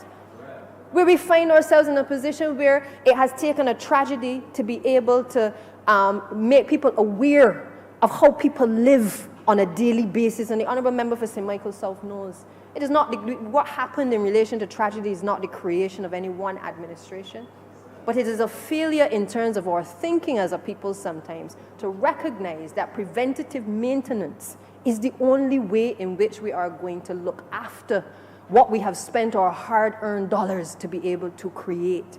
And the truth be told, sir, it is going to take a lot of money to be able to maintain housing estates. That is a fact.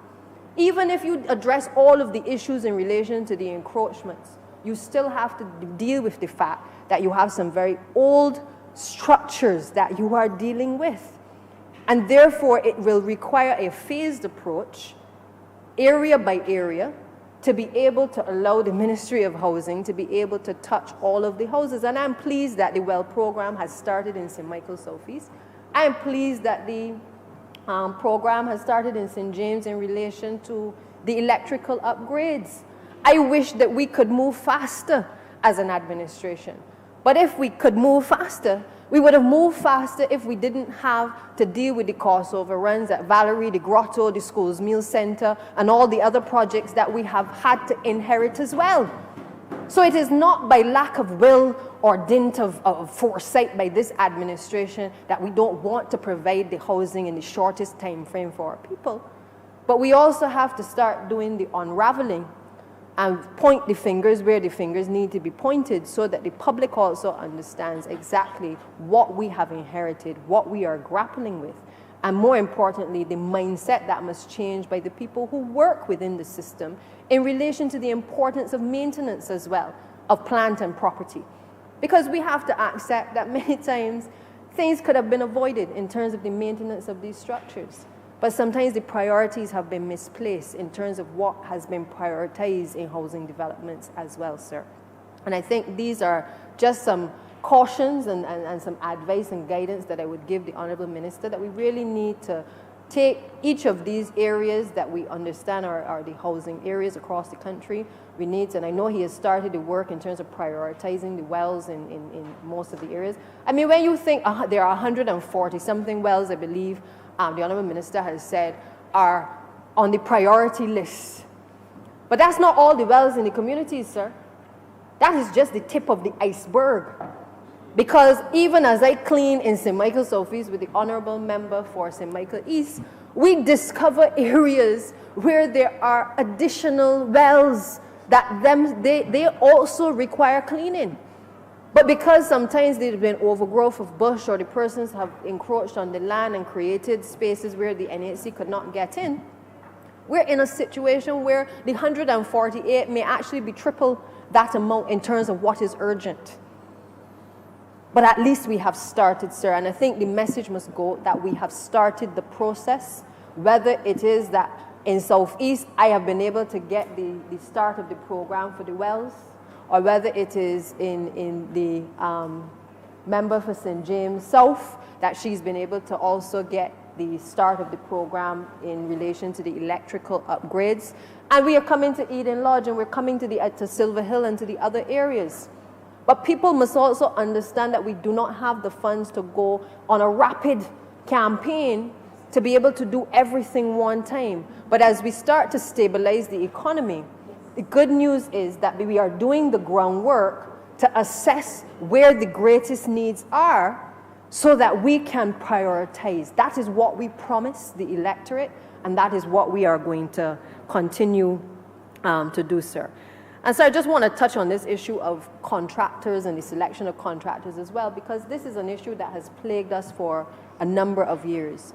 Identifying people who will build and construct houses in communities. I agree with all honourable members. The time has now come where we get real about what it is that we construct for people, whether low income, middle income, it doesn't matter. As far as I'm concerned, a house is a house. And whether, if we are talking about climate resilience, we have to get serious about our specifications in relation to what we build and how we build. You know, when I encounter people who tell me that their homes have still not been repaired from Hurricane Thomas, it is very worrying, sir, because Barbados has never seen the level of a disaster, and certainly us in recent times in this chamber have not seen that level of disaster that our sister islands have had to face. And I pray that we don't see it. I know we have started to take steps to clean our drains and to debush and to do the things that are necessary to minimize impact. But as we are speaking in this chamber, others in the region have had to brace themselves for the impact of earthquakes. And these are our realities, that our climate has changed, and with it, when we talk about housing, we have to be talking about housing that is resilient as well to the changing weather conditions as well. And so, sir, I want to again support this resolution, but I feel that it is important that we always contextualize. I hear people saying, you know, we have been in office for 18 months and they want us to behave as though we must speak in a way where we forget where we have come from. But sir, I can never forget where I have come from, because I sat in an opposition and I was critical of an administration that did not do its best to make sure that the people at the bottom adequately provided for. And my observations are not meant in any way ever to make anyone feel as though they're not doing the job, but rather to highlight that we must learn from the lessons of the past. And I know that this administration has learned from the lessons of the past. And if it is that we have persons who are not pulling their weight, sir, in relation to making sure that they maintain the plant and the property, well, they need to start to do so. Because I know what it is to go through a tragedy with a mother who loses a child and a family who loses a child, knowing full well that things could have been done to prevent incidents from happening. And I therefore want to urge that those who have the power to be able to plan effectively start to do so, if they have not already done so, sir, to make sure that we can give the necessary ease to the people who are at the bottom of the ladder. Sir, we have submitted, I believe, requests for persons in various areas who also require the eradication of the pit toilet program. Again, another initiative of this administration, sir, that I believe will bring a lot of tremendous relief to a number of households. I encountered a lady a few months ago who broke down in tears. She's only in her 30s, but as the member for St. Michael's South spoke to, you know, on the outside, sometimes you look at houses and you don't know what is in the yard. And sir, there are a lot of people who have had to endure in this generation in the last 30 years coming up with outside toilets. As a consequence, sir, we have a responsibility, and we understand our mandate to make sure that while we are engaged in trying to attract tourism development, we also have to be looking at our planning gains.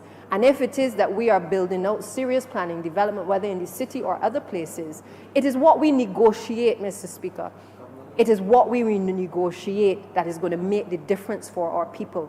Because the last administration was clearly too busy looking at what they could negotiate for themselves. And they spent very little time looking at how to improve the lot of the people who were in the surrounding districts of the development that they were trying to secure. And as a consequence, we have had a lot of frustrated people feeling as though the development really does not impact them.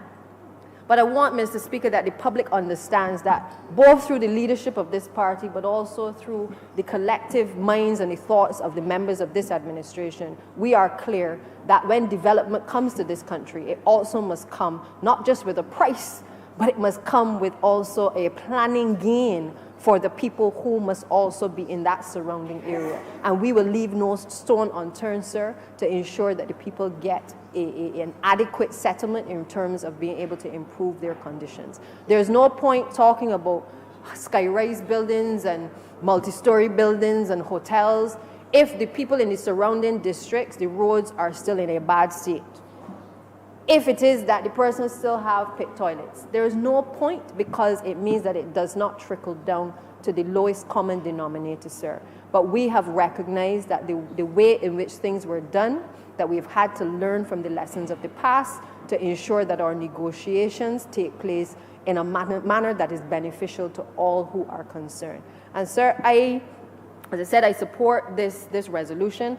I wish the Honourable ministers in the Ministry of Housing well, because I know that they are dealing with some difficult circumstances in terms of meeting the demands of all of the persons who have been applying. I would hope that in the fullest of time, even the issues of the title deeds can be resolved, because people are still asking about the title deeds. Where there are encroachments, I believe that perhaps we need to have conversations with the individuals to see how we can rectify. But the truth be told, sir, the people in a lot of these housing estates created illegal extensions because government was not providing for them. Because all of the promises about even the Coverley project, I remember hearing about Coverley.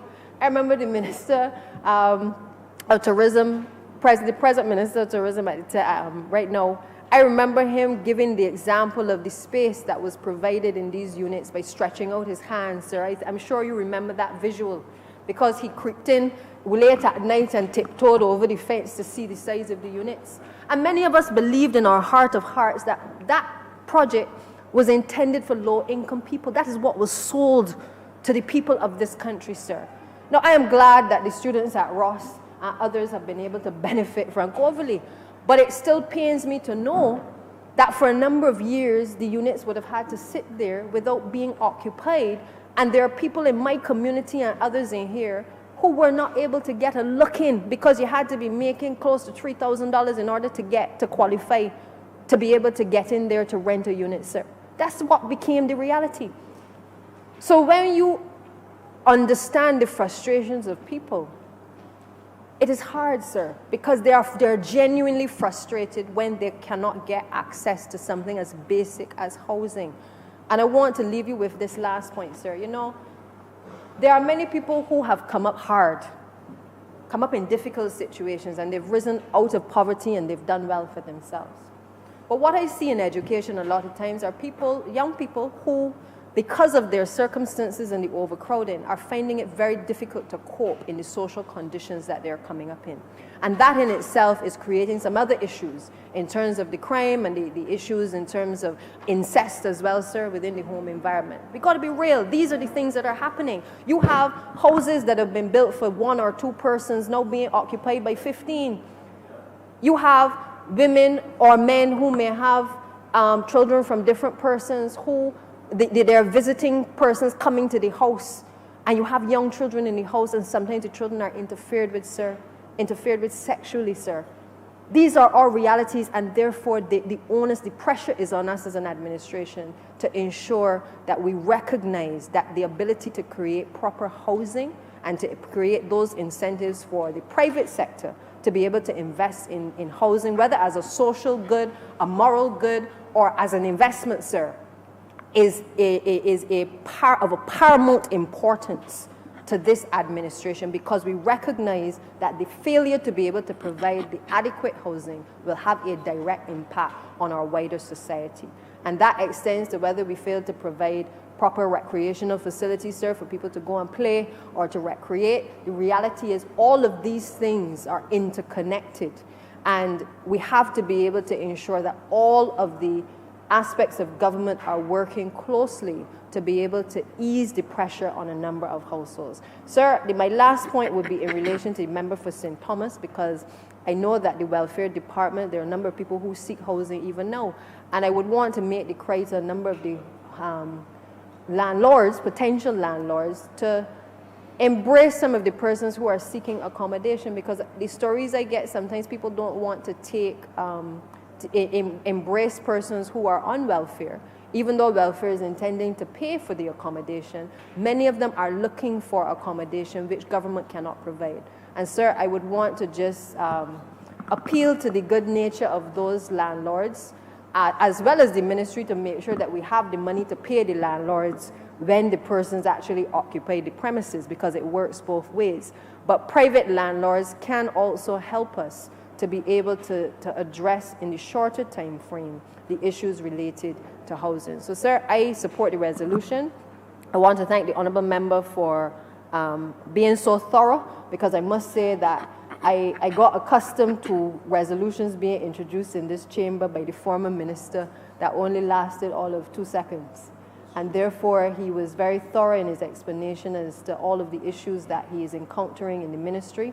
And I certainly appreciate the fact that he is giving a wider perspective and certainly a better understanding of what he's dealing with in the Ministry of Housing than certainly this country and certainly this chamber, sir, has become accustomed to. With that, Mr. Speaker, I'm obliged. Honourable Member for Michael Northwest. Yes, sir. Mr. Speaker, sir, I rise to give my support to this resolution concerning the acquisition of land at Harry Smith St. Philip. Sir, it was very heartbreaking to hear the things the National Housing Corporation had to endure at the hands of the previous government. Mr. Speaker, sir, I nearly cried listening to the member of St. Andrew when he was delivering his speech earlier.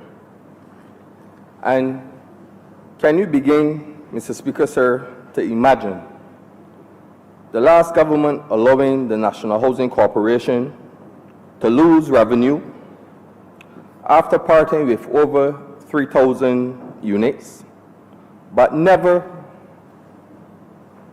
put no system in place to replace low-income housing for the poor people in this country. Not a single low-income unit was constructed by the former DLP government, Mr. Speaker, sir. Not one. Can you imagine building high-rise apartments, renting these apartments for $700 a month, Mr. Speaker, sir, to low-income workers who can't afford the rent? That is what the last government did to the low-income people who can't afford to pay high rent when it comes to renting houses in this country. Now tell me, sir, how on God's earth can poor people who work for $250 a week, $350 the most, can pay the government $700 a month in rent, pay bills, buy food, send school their children, sir, and still have money remaining for a rainy day? Can you tell me? Would you consider that to be housing for low-income earners? We have tenants living in housing units, these high-rise apartments, low-income tenants, that just can't afford to pay $700 a month.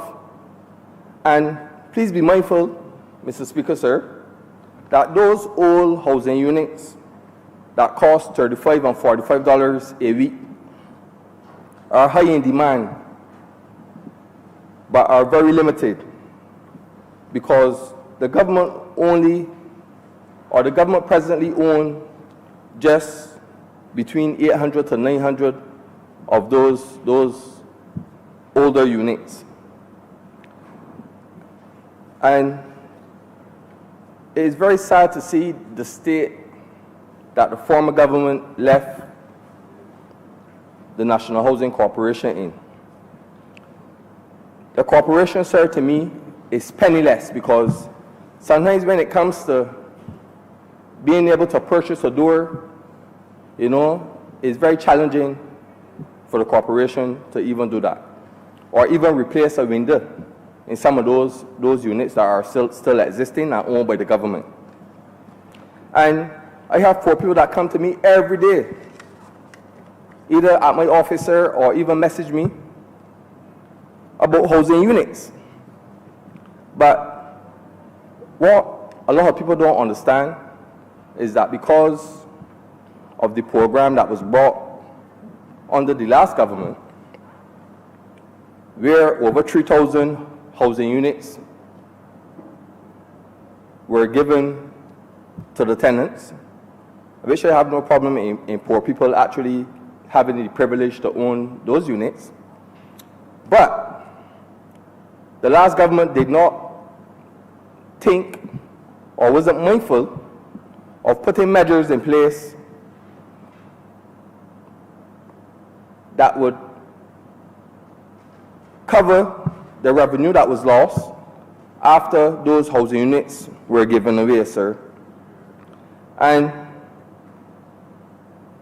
it hurts me, sir, to see the last government could take land and sell it to be used for commercial use in Orange Hill. And honestly, sir, I do not think that was the right thing that the government did, because we have poor people, sir, across this country, the people that the member for St. Andrew will always speak about in White Hill, that need housing. I have people in my constituency that need housing, sir. And to add to that, they took it upon themselves, sir, to lease land in Christchurch for 99 years. And that was land, sir, that could have benefited the poor people in this country. people that work at gas stations and can't afford to pay $700 in rent. Some of the government workers that work for minimum wage and can't afford to pay $700 in rent. That land that was leased for 99 years, sir, would have been perfect to be used for low-income earners, to be used to build low-income houses to benefit the poor people in this country. And I know, sir, that things are very challenging, especially when you have people that are living in these high-rise apartments and are going to NHC, reaching out to other MPs, Mr. Speaker, sir, for transfers to occupy the cheaper units that are for $35 and $45 a week. So, Mr. Speaker, sir, when you see things like that there happening, you could tell yourself that these people are renting units that are above their means. And it's challenging, sir. And I trust that this government and the Honourable Member for St. Andrew will address the situation. And I honestly want to say to the member for St. Andrew that so far he has done a good job, sir. And I know that as long as he remains the Minister of Housing, that the member for St. Andrew and the member for St. John will correct all of the wrongdoings that have existed under the National Housing Corporation over the last 10 years. Mr. Speaker, sir, would you believe that since the establishment of the Tenantry Freehold Purchase Act, that there are some tenants living on tenantry land who were told under the previous administration that the government don't have any money, so those families or individuals who had made a deposit to purchase the tenantry land was forced to come up with the rest of the money, however they can, to complete the purchase of the land. And I could also tell you, sir, that there is an old lady who lives in Black Rock. She came to me in distress in early 2018. And she said to me that she had paid her deposit to purchase the piece of land where she is presently living with her husband. And when she went to the former representative of St. Michael Northwest and also the former Minister of Finance, he said to her, the government don't have any money, so you can go pay for it, you can go find money to pay for it yourself. And it was heartbreaking to see the old lady in distress and to hear what was said to her by the former representative and the former Minister of Finance. And you want to hear, Joe, Mr. Speaker, sir, that there are a number of families that shared a similar experience that old lady shared, that live within the constituency of St. Michael Northwest. But what is hurtful, Mr. Speaker, sir, is to see the former Minister of Finance did not tell his friend who had the duty-free concessions to pay the duties that the government need money to help pay or to help assist the poor people to pay the balance of the money that the government is supposed to pay when it comes to purchasing land under the Freehold Tenantry Act. That is the hurtful thing about it, Mr. Speaker, sir. And these are things, sir, that I can honestly say that are wrong. And as a government, sir, we have to be very mindful and to always remember that we have poor people among us that will not be able to afford. And we, as a government, sir, I think it is our duty to really look out for the interests of these poor people who cannot provide for themselves the way that others that can afford will be able to provide. And I can admit, Mr. Speaker, sir, that I know what it feels like to be poor, because I grew up in Black Rock. I had no gold spoon. I grew up in a Rotterdam house at one point. I remember the days of having to go out in the yard, sir, to use a pit toilet. I remember the days, Mr. Speaker, sir, of having to go in the yard and take a shower under a pipe. And Mr. Speaker, sir, there are families in my constituency that are still living under those conditions. And I think that it is our duty to really help make a difference in the lives of those people, sir.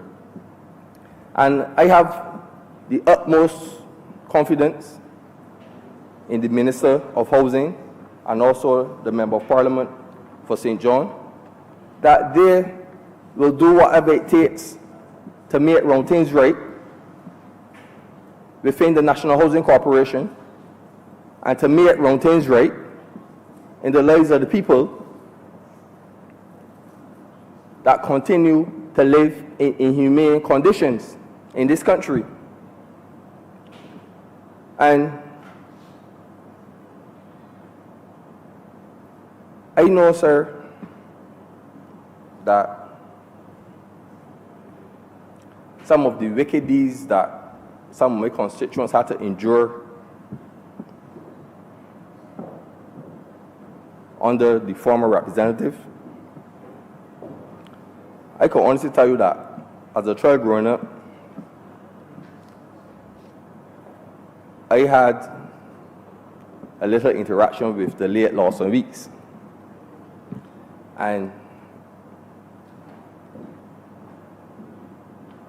he was one, sir, that I could tell you would have never done that to his constituents at that point in time. And Mr. Speaker, sir, I am not ashamed to say that I will take a leaf out of his book, because it is my aim to remain there for my constituents and to remain there with them all the way. And Mr. Speaker, sir, I know that this resolution will benefit the poor people within my constituency, and I want to endorse it 150%, sir, because I know that I have poor people, some that are still living in housing units and having between 10 to 11 or 12 relatives living in these units. Sir, I mean, it's hard, because there's no way that you could have 12 relatives, mother, children, grandchildren, sometimes great-grandchildren, living in a 2 or 3 bedroom unit, sir. It can be easy, sir.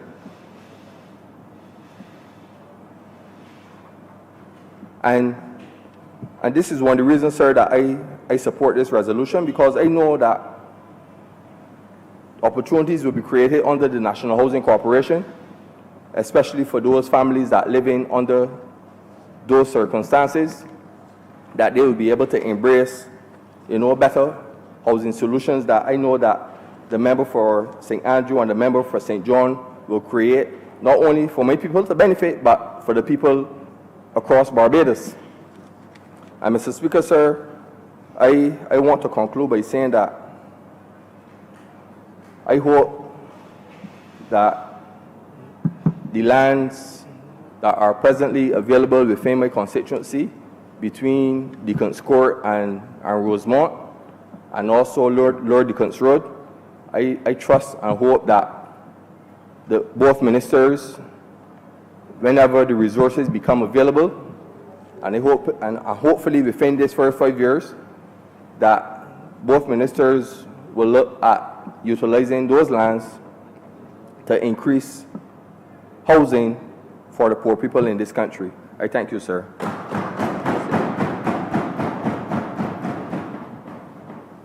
Honourable for St. Michael West Central. Thank you, Mr. Speaker.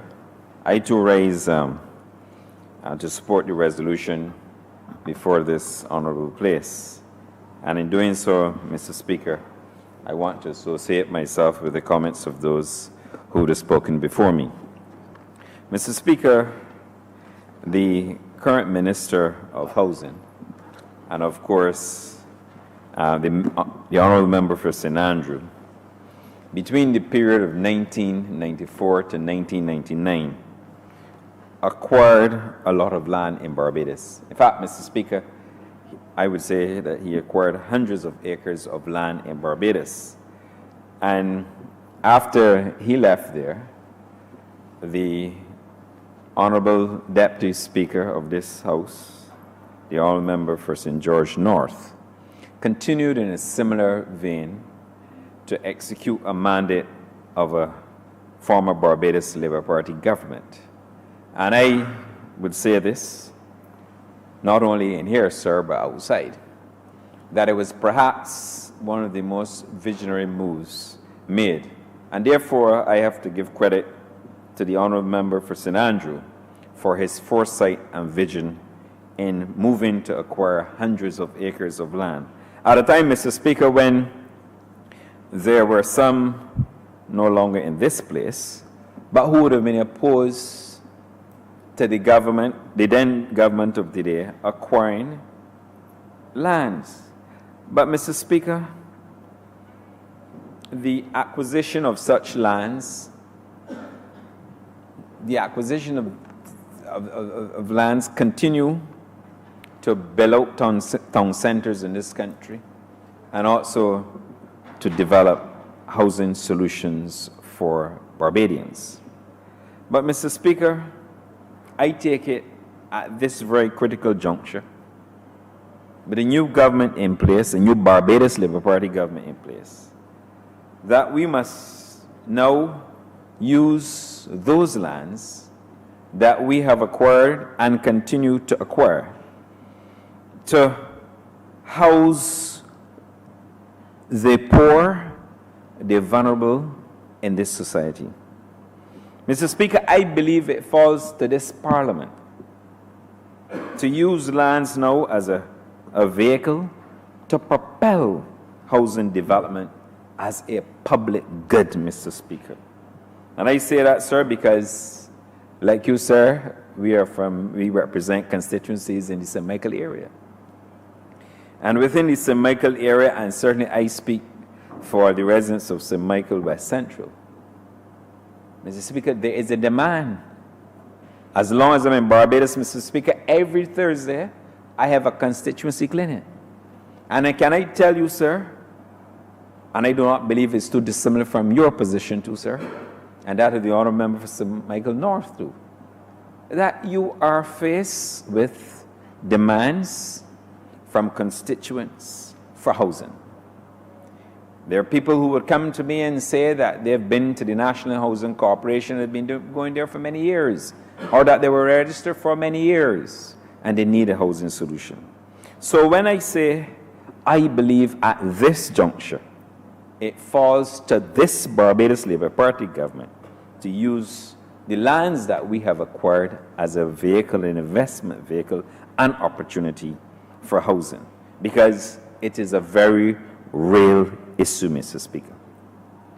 But I will even go further, sir, and that there are lands that have been acquired all over Barbados, and that they have been acquired in our constituencies.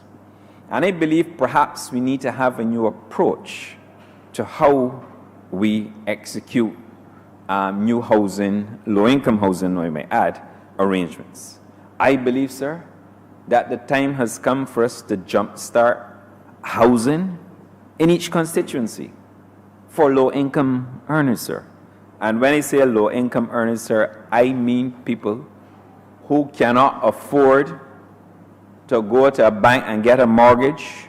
But, Mr. Speaker, those who work hard and they have to fork out maybe $800, $1,000, or $1,200 in rent every month.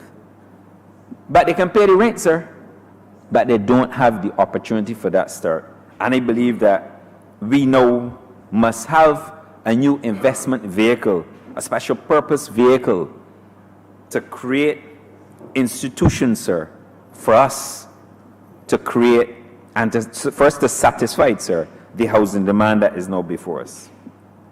Mr. Speaker, we had, I believe, and the honourable member for St. Thomas can correct me, I believe it was a former member for St. Thomas who served in this honourable chamber, but also served this country as a prime minister, who would have helped to build out the Barbados Mortgage Finance Corporation. And building out the Barbados Mortgage Finance Corporation, that created opportunities for lower and middle income persons.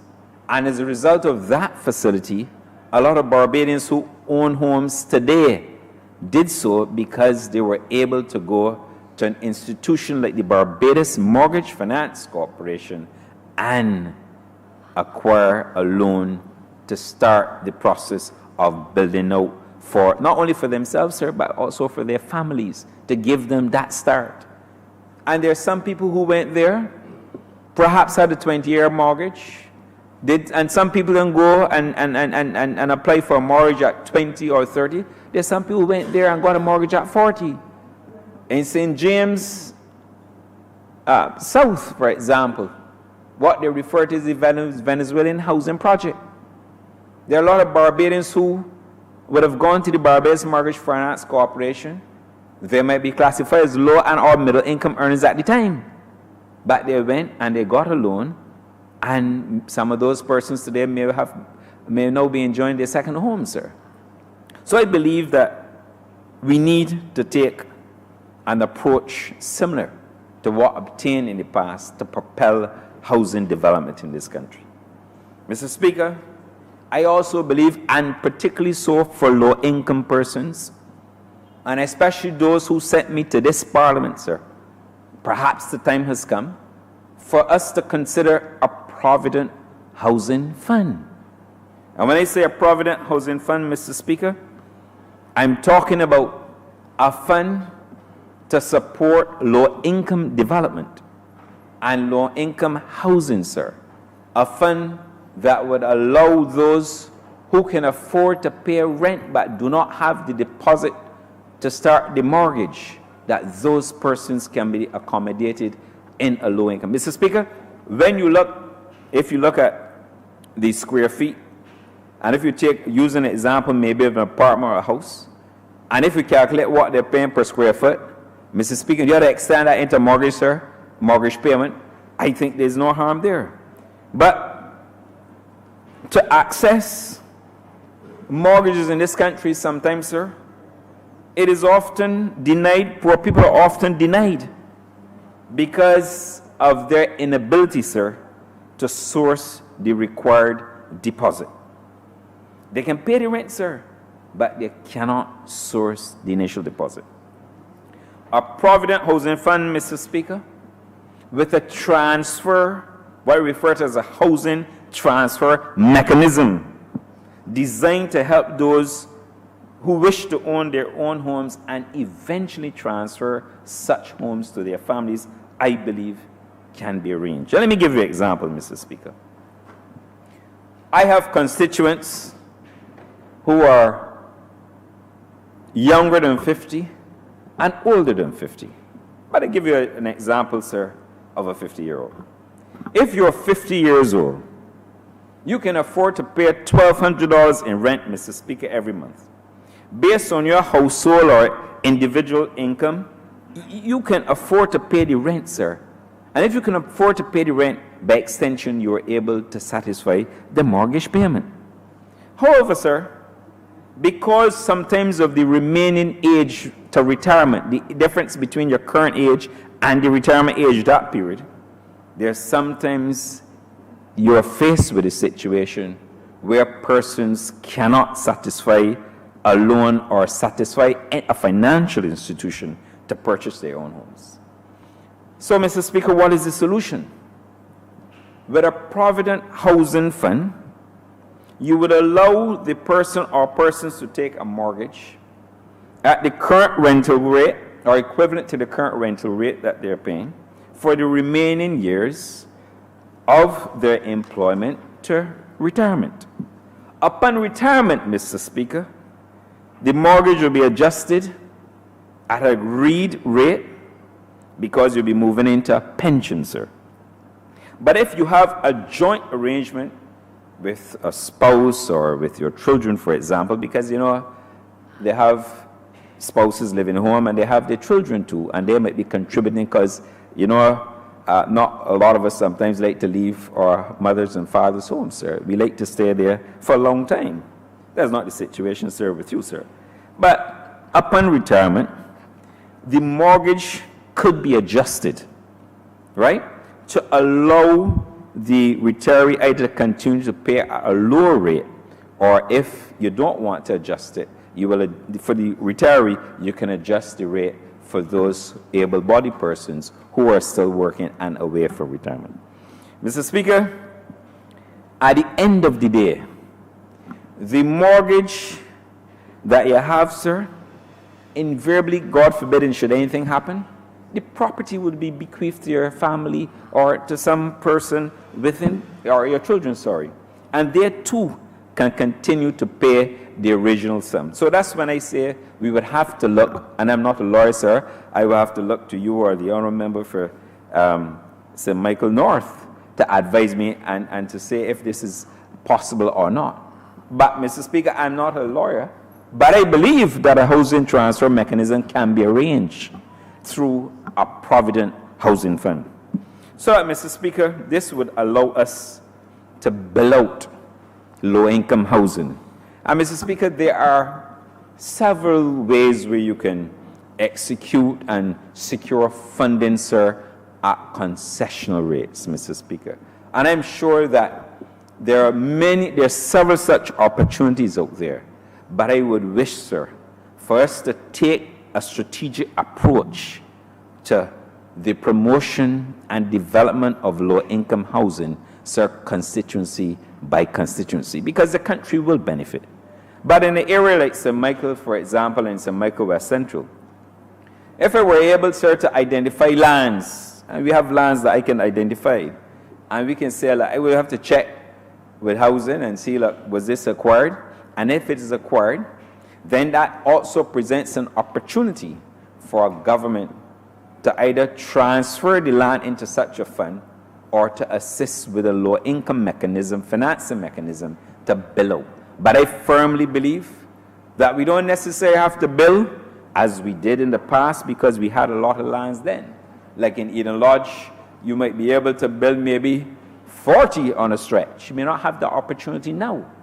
But if in my constituency, St. Michael West Central, and I can perhaps identify areas where I may be able to build 4 in Weston, 4 in Ulster Road, 20 in Fairfield, 40 in Long Gap, 10 in Rock Gap, and collectively have maybe enough housing solutions within the area, sir, I think it will go a long way. So I started out by making the point that the Minister of Housing, the Honourable Member St. Andrew, did an excellent job, sir, in acquiring the land. I think over time, sir, the last administration failed to achieve a housing goal and or its housing objectives. But it falls to us, sir, on this occasion, to find the mechanisms. And we are creative and we are smart as a government, and the people sent us here to govern and to manage their affairs. And I believe that they're happy in the way we're going about managing the affairs, sir. But all we need to do now is to take some of those lands and convert them to low-income housing. Mr. Speaker, before I conclude, I also wish to thank the government for the initiative regarding the electrical upgrades within the housing estates, as it's referred to. Mr. Speaker, you know, in St. Michael West Central, I have quite a few. I have Weston, I have Ulster Road, I have Denton Road, Denton Housing Area, Mr. Speaker. I have Lattice Lane, I have Trellis Walk, I have Kildare Close, Brecon Road, Mr. Speaker, and Antrim Close. And I want to say, sir, that I know that the ministry will get to those areas because it's part of a broader housing program. But the electrical upgrade, sir, is a wonderful move. It is about safety and security. It is about ensuring that a Barbados Labour Party that continues to care for the people of Barbados not only say so in words, Mr. Speaker, but they have done so by the very action of putting aside funding to start with the electrical upgrade project. Mr. Speaker, the issue of wells, sir, and I'm happy that, because this is a problem as well, I'm happy that monies were allocated to support this initiative. And I think that such initiatives will go a long way, Mr. Speaker, in satisfying, and I speak here on behalf of the residents of St. Michael West Central, to satisfy the residents of St. Michael West Central, and by extension, all of Barbados. So really, Mr. Speaker, in closing, would want to ensure that our government continues on the path we're on, but that we address the issue of housing, low-income housing, Mr. Speaker, in short time. And we have the lands and we have the mechanisms to create housing opportunities, because such opportunities will go a long, long way. I know we are starting, Mr. Speaker, on the back foot because few houses were built on the last administration, and also there were issues with the quality of housing. But, Mr. Speaker, the Barbados Labour Party has never had a poor record of constructing units for lower-income people. We have an outstanding record, Mr. Speaker, and we've done wonderful things for the people of Barbados. So in closing, Mr. Speaker, I want to thank the Honourable Minister, the Honourable Member for St. John, and his, Minister of State in the ministry as well, St. John, Minister in the ministry, so I should rephrase that, the Honourable Member for St. John, because they work together, and the Honourable Member for St. Andrew. And I am confident that they will, this is back, not the first, not the second, but there are several other initiatives that I'm sure that combination will bring here to this honourable chamber in support of housing initiatives, especially for low-income Barbadians. And on that note, Mr. Speaker, I'm much obliged. Honourable Member St. Thomas. Thank you, Mr. Speaker. I wish to add my commendations to the two honourable ministers in the Ministry of Housing, Rural and Urban Development for bringing this resolution today. I know that many of the other honourable members who have made their contribution ahead of me would have spoken to the Tenantries Freehold Purchase Act. And while I cannot boast of having any housing units at all, thank God, because I know the challenges that have come with them and the burdens that those residents and the members of Parliament and families have been experiencing, I can boast of the Tenantries Freehold Purchase Act across the length and breadth of rural Barbados, and the empowerment that they have received as a result of the vision of a Barbados Labour Party between 1976 and right through the ages since then, where we have seen developments in those communities at that 10 cents per square foot land blossom, some of the biggest and most beautiful houses, and many of them are still having agricultural lots assigned or joined to them, which says they are helping to feed themselves. And I think that is really very critical. I also want, Mr. Speaker, to say that it was such a dynamic and a most phenomenal initiative because it provided an element of ownership for those persons who worked on the plantation lands and their children or their offspring to be able to acquire some measure of comfort rather than the chattel house that all four parents had to take up and leave whenever they left those plantations, even for one day to go somewhere else to get a few more dollars or a few more cents at that time in their hands. So I thought that that was one of the most important things in our history within the 20th century. I do not know who has given the audacity to those members of the Democratic Labour Party who sat in this chamber, sir, and without thought did some of the worst aspects of development in this country. I can't even call it development because it was such a retrograde step. First, this Barbados Labour Party was heavily criticized that we have land banks, but if you have land banks, you can't do anything before the government changed in 2008. And when we thought that the lands that were accumulated would have been used to help to provide shelter for the thousands of Barbadians who required, because at one point in time we knew that the numbers making requests at the National Housing Corporation were over 30,000. We heard today that there are approximately 20,000 people, and I believe that the numbers may not be so large still because the private sector has also been providing housing. We appreciate, yes, that they're doing housing, but sometimes those houses are more expensive, and therefore as many people who will want to require them will not have the access. But however, we were so heavily criticized, and we saw what to me was an element of madness when the administration came and they were opening up a place in St. Philip and keys were being dangled at people, and a whole Sunday evening was taken up on CBC and champagne to give keys to people. When some of them received the keys, they said, but we did not even apply. And it was just friends and families receiving those keys, and people who really needed housing to help to put a shelter over their heads and that of their children never were recognized. So I must tell you, sir, that we, the people of St. Thomas, were never privileged to get not even a standpipe. As a matter of fact, some of the standpipes were taken up. Furthermore, house spot or a road. And it therefore confuses me as to what did the DLP do, because you will appreciate, sir, and I'm sure you will share with me, that the last Minister of Housing was the worst travesty that could ever happen to Barbados when it came to the housing and to deliver those houses to the people who mattered. It is a sad, sad story in our history. But I would want to use my time more wisely, sir, and to just remind the public that we heard when the government changed in 2008, fancy 14 years and not a house.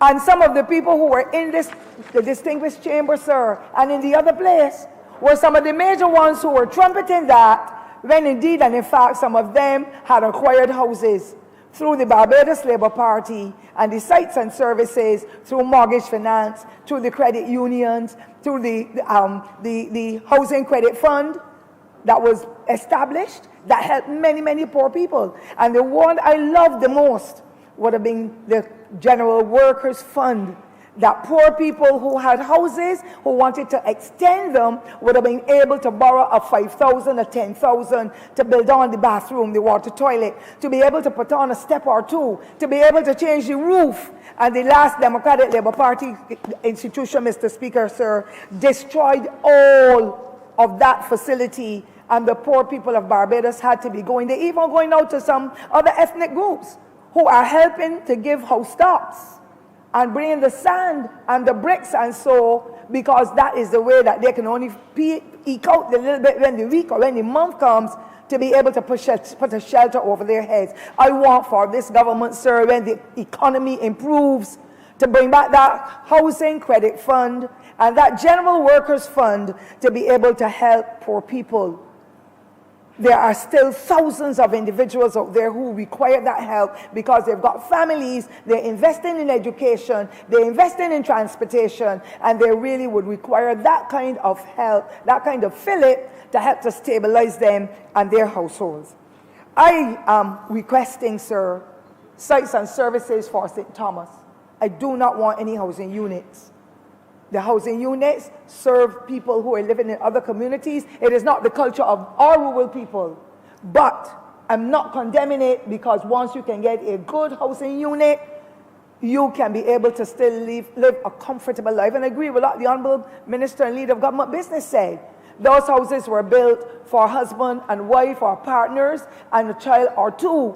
But then when it escalates where the children can find nowhere to live, but they too are having their own children, you end up with 10 and 15 people in that same space. And therefore it creates quite some challenges for the households and for the families as well. So I still have my eyes on Kingsland in Spring Farm and Exchange near Hangman's Hill for me to be able to get some sites and services. I could call till my eyes turn blue. Not a single piece of assistance was offered to me in St. Thomas to be able to make a difference to my people. I always praise just that little bit to the then minister who was housing minister before, when a formal request was made on 40 acres was acquired, 47 lots. And to this day, Mr. Speaker, sir, I am waiting to hear who in St. Thomas got. Not even the people living in 40 acres who were dwelling within the environs of their family homes, who applied for those spots, did not get a spot. I pray that all of them have not really been gone, and I'll rely on the Honourable Ministers to help to guide me through the process, because we have people living in Allen View who cannot develop their lands. I have been calling and trumpeting this for many years, and those who would have been holding this position previous to me. Those folks who are living in Allen View are near the cave. They are still crying out for water, and they want the Honourable Minister for the Water Authority to please look at it. And I can't blame him either because he's just come. But there was a plan where there was an IDB project, the Housing Neighbourhood Upgrades, where millions of dollars were allocated in that budget.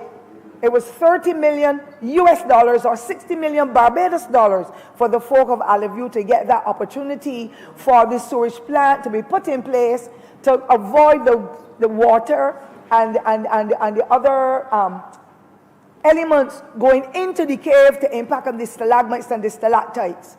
Nobody in Allen View benefited, Your Honour. Nobody from that money. Nor did the people of Cat's Castle, who are still struggling in the city. Nor were the people from Greenfield, who when the rain falls, they get flooded out. Nor did the people from the Garden Land, sir, which I understand is in your area. And so, as a result of only spending $13 million, and perhaps we would need to get the Public Accounts Committee to investigate, where did that $13 million go? Because the 4 communities that were assigned did not benefit as a result. And it was a project, Your Honour, that was identified, conceptualized by the former member for the city, the Dame, and then when the government changed in 2008, January, the then administration of the Democratic Labour Party was able to go and sign on the dotted line in March, less than 2 months after, so you know how mature that project was. And the people of Barbados, as a matter of fact, don't let me say the people of Barbados, those people for whom that project was conceived never received assistance. And it pains me when they did not meet the conditionalities for the 6-year period of the loan to be able to look after the people and their needs. $47 million were sent back to the IDB. It really is a disgraceful part of what happened in this country, and we must not let it rest. I also want to say, sir, and I agree that I have my full support for this resolution, that I think that this government needs to go back again. You know, sometimes you do things, you start things, you don't get the opportunity to complete them, but when you step back and you see the vision unfolding, you want to be able to go forward and tackle it again. I am asking, sir, that the two honourable ministers, with the guidance of the cabinet, will again look at the derelict project, where UDC, the Urban Development Commission, and RDC, and the workers had gone across the length and breadth of Barbados, particularly in the urban corridor, and identify house spots and sometimes derelict housing that nobody lived in, nobody cleaned them. The houses were falling down. The government had to go and demolish them. And to this day, nothing has happened. Yes, some of them may be disputes in the court, but those that are not, once families can be found and they can agree, we will lease this land, that will help to resolve some of the challenges that we are having in the country. And there are people who will take the lease, an annual lease, whatever, to be able then for government to help or for the persons to build the houses. And I believe a lease will be like a 20-year lease or whatever, so that housing will be made available for Barbadians to be able again to live their quality life. So the criticisms about the land bank, let me throw that behind me. I also want, Mr. Speaker, to indicate that the community component of projects of this nature is what I love. I have only been a country girl for my whole life, and I will never be an urban girl. And therefore, I have lived and seen our parents, our neighbors. I didn't hear that, so I don't remember. Your Honor, that's okay. I think the honourable member who is speaking is partially a millionaire and might be want to give me a house, and I will accept. But that was all that I will be giving, sir, acceptance verbally. And, sir, it so happened that as children growing up, our parents built from the back and went forward. And that was a creative way, and I agree with the honourable member for St. George South, who spoke about using community artisans and so to do the building. I know that many of our contractors, especially those who are more upstanding now, came through the training between 1994 and 2008, and we saw them rise from being simple, ordinary artisans and contractors until they became professional and became subcontractors and so. And I believe we need to get back to that level. Many of those artisans have been out of employment for so long. They need the training, how to use the technology, how to bring in other persons to give the advice in areas where they don't have the expertise, and make sure that they stick to the building codes that are required in order to go forward. Now, Mr. Speaker, I went to the area in St. Philip previously, and I believe that the government has gone ahead to be able to ensure that not only those folk in St. Philip, in the Rock Hall area, but indeed there are many other areas in Barbados where persons require to be relocated because of where they have placed their houses. Even in the rural Barbados, people are putting houses in watercourses. They're putting them in gullies. They're squatting all over the place. Sometimes the land is theirs, but not the land. If the land is theirs, it won't be squatting, but the land is not theirs. And so it creates bigger problems if there are heavy rains and so on to block the watercourse. Then you're talking about flooding and all that. And I believe, sir, that we need to stick to the building code and wherever possible strengthen the town planning department, because as soon as people start to put up the structures, they must be taken down if we are to avoid a repetition of some of what we've seen across the island as a whole. And when I saw those persons, the first thing I said to them, you are so close to this airport. Tourism is our major earner. And any travesty at all at the airport, our economy is dead. We can't pay for our children to go back to university. We won't be able to get the buses, the garbage trucks. We will not be able to have the health institutions strengthened. Our schools, once that happens, and therefore, all of them with whom we communicated said, we understand, but we couldn't do any better. But what it must cost on Barbadians, a lot of people keep saying they're foreigners in the majority.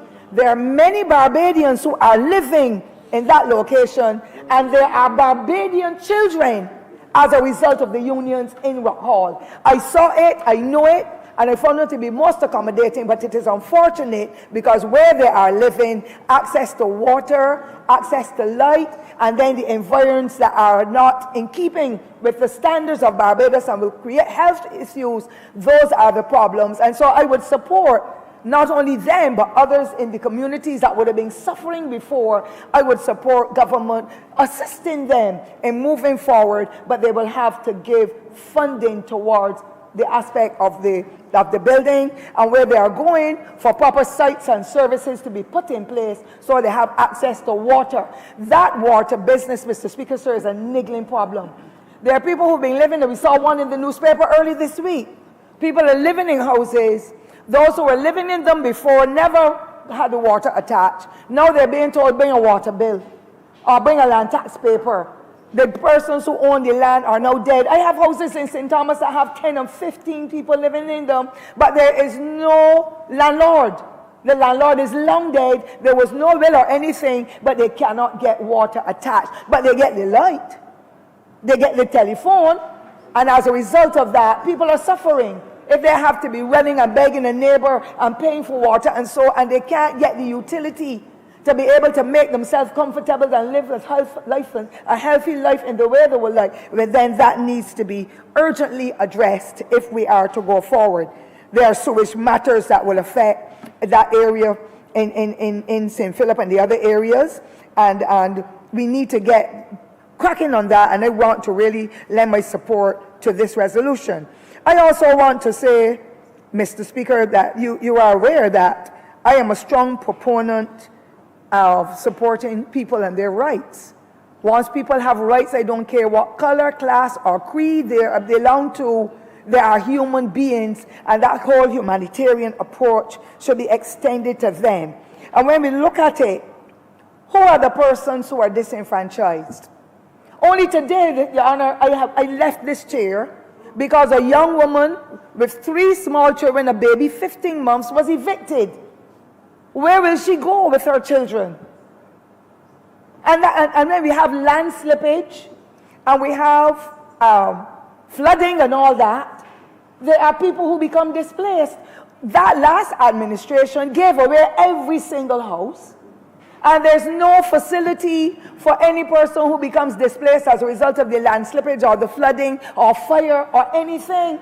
And then the welfare is expected to pay. But the other travesty now, Mr. Speaker, sir, is that when the persons go to the welfare officer is not going to go around to look for a house for me or any member in here or anybody else. That individual then has to undertake that hard exercise of going and looking, because the welfare department, once you bring the details, they will want to facilitate. And in most instances, according to the information reaching me, the welfare department will pay X amount of dollars maximum to be able to facilitate persons, and it's usually a good amount. The point is, whenever these individuals now, especially with children or senior citizens, go to the landlords, some landlords say, I don't want any children in my house, and they probably are right. I don't want children marking up my walls, or destroying the plumbing, or destroying my wardrobe, or doing whatever, because once you have children, you have to supervise. So this is a word to those families who want to be able to do rentals. Just make sure you supervise the children properly. We have to sit in our household and make sure we use our hands to do a little knitting with coconut bones. Our parents can afford to buy knitting needles. Or sit down and draw and do little fantasizing, dressing up and painting and so on our paper with our crayons. But a lot of the landlords said, I am not going to rent my house to anybody with children. Children are God's precious gift. And I'm not grumbling with the landlords, because they have their own responsibilities to have to paint over the house or refurbish the cupboards or whatever. But that is really one of the real walls that is blocking people from getting access to housing in the way that we would like. And therefore, were some of those houses still in reserve, and some of that land over in farmers, for persons to be able, once they got dislocated with the slippage and so, to put up the houses or in the housing units that were there to facilitate persons who suffer as a result. The last administration gave away all of them. now to the detriment of those poor people who don't have family that can facilitate them, because those families are big too, and therefore there is no space. So we really have to look at a more comprehensive approach to be able to look at what is happening in those areas. I also want to, Mr. Speaker, remind that whenever the construction is going, as a government, we also need to look at having water tanks on our houses to capture the rainwater for the flushing of the toilets and other things, not for drinking water as such. I think it is either Cayman or Bermuda that kind of project is in vogue, and I believe that once that is done, it will help, because only on the radio this morning I heard of the year 2019 as one of the most water scarce areas in Barbados, and this year it is beginning to look similarly. So if government is going to have to relocate these persons, some of them have no water at all and rely on the regular system, I think it is important that we also, in our plans for the Barbados Water Authority, to look at the sinking of more wells, pumping stations, I should say, or reservoirs, to be able to meet that demand once those groups of people go, 50 houses or so, wherever they are going to be constructed, that they will be properly facilitated in this whole respect. I also want, Mr. Speaker, sir, to step back to the whole idea of entrepreneurship, those contractors and those builders and so on, and to admonish the youth to go to learn a skill. In most other countries across the world, Mr. Speaker, academics learn a skill too. We can have the biggest degree in law, teaching, accounts, whatever. When we have a burst pipe in our house, and we don't know what is a wrench, and we don't know what is a piece of PVC, we still have to wait for those persons. They're extremely important people in our society. And therefore, we need to have some form of training, whether it be in the afternoon, like in the evening, at the polytechnic or private institutions that will provide that kind of training, so that many of us in here could at least go and learn an additional course so that we can help ourselves and help our families as well. It will not be only fixing your own pipe, but when you have your mother, your sister, especially your ailing parents and so, and they have the burst mains and the other challenges, as artisans, they can learn it. As a matter of fact, when my son attended the Polytechnic, he did a mechanical engineering course and came out being a part of mixing motorcycles and doing a little plumbing and doing things of that nature, to be able to apply it in his own life, as well as all the other young people across the island. So I believe that if we go to provide that training for the small contractors, the joiners, the carpenters, and so on, we will go a long way. I remember, sir, when we were working on the World Cup in 2007, there were artisans who came in from India who were training Barbadians certain aspects of the skills that they had for Kensington Oval. And that thing created a furor. I believe that that kind of training and our locals patterning them, they would have been able to pick up those skills as well, and then become trainers of other trainers to be able, or trainers of trainees, to be able for that skill to be spreading across the length and breadth of Barbados, and you wouldn't have to worry about the importing of such a skill. So we need to do a little more and step down from where we are on our pedestal sometimes and see if we can do other things that will help us to be able to upgrade ourselves. I also want, sir, for whatever the building codes are to be conformed with, and to have proper oversight when it comes to building. You know, sometimes you hire workmen, even with our schools, for repairs and other institutions that have repairs happening.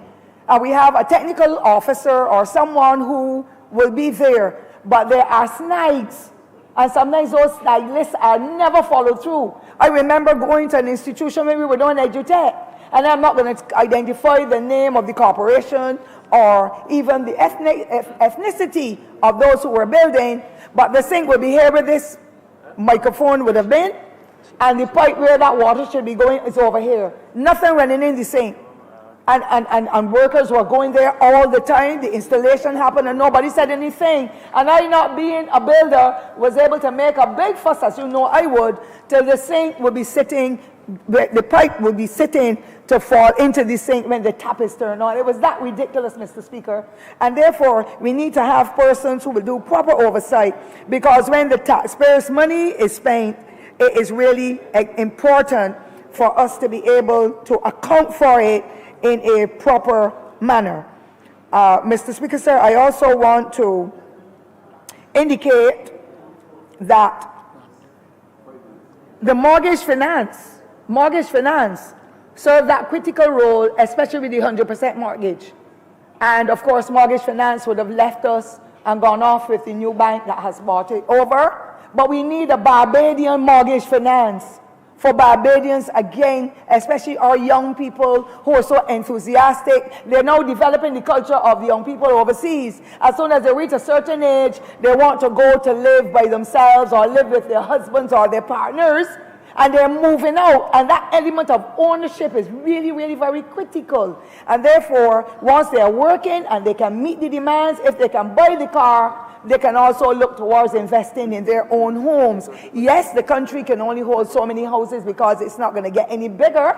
And therefore, I agree too that we perhaps require going on 2 stories or 3 stories, whatever, to be able to accommodate a larger mass of families to be able to go forward. I also, in conclusion, Mr. Speaker, want to say that the oversight that I spoke about just now is associated too with something that I have been seeing happening in Barbados.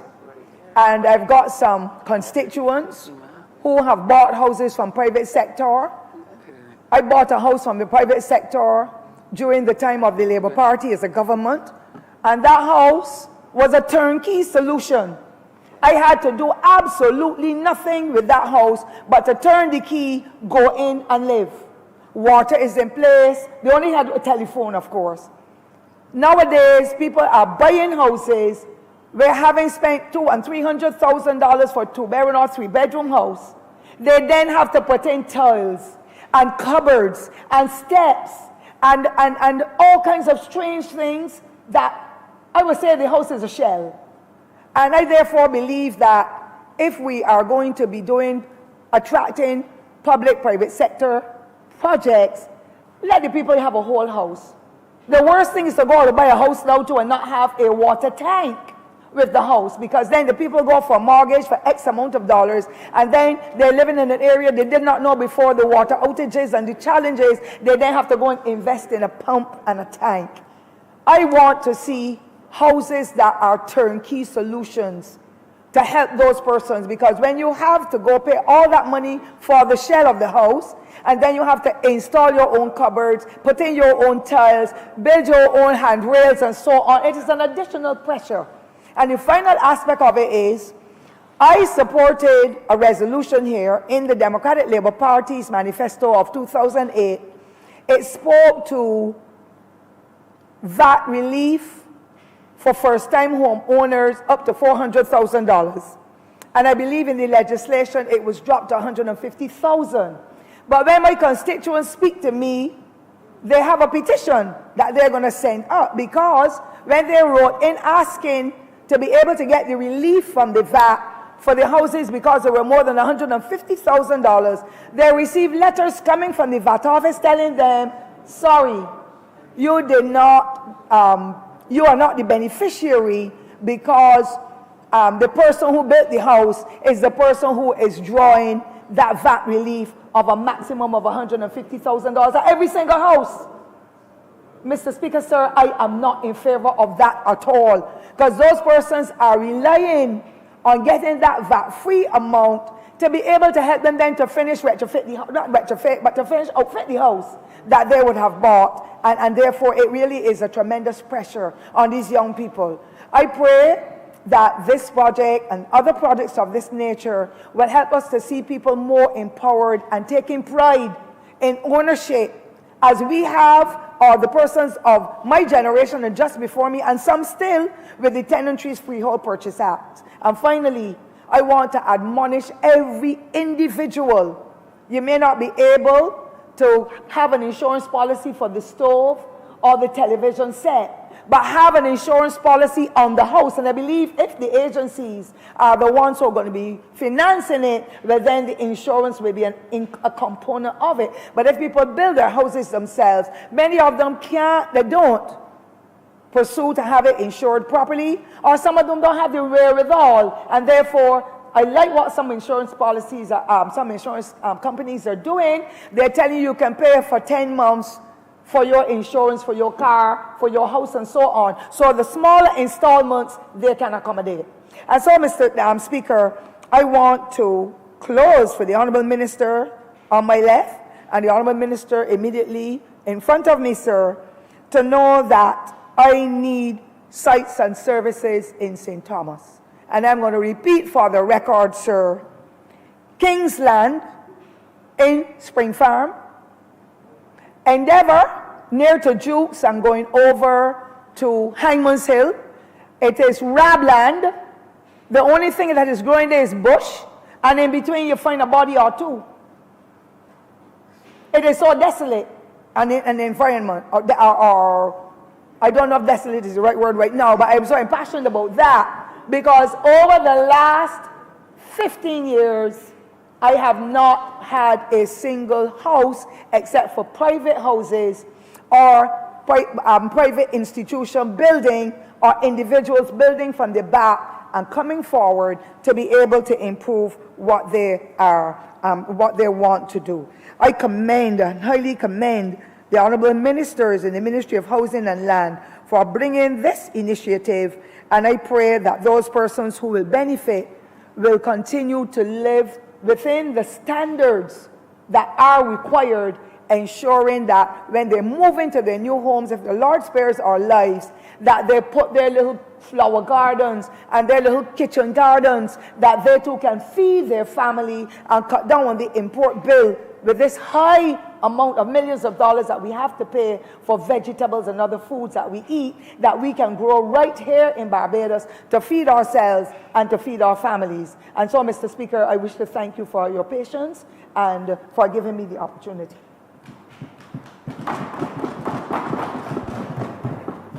Honourable Member for St. Peter.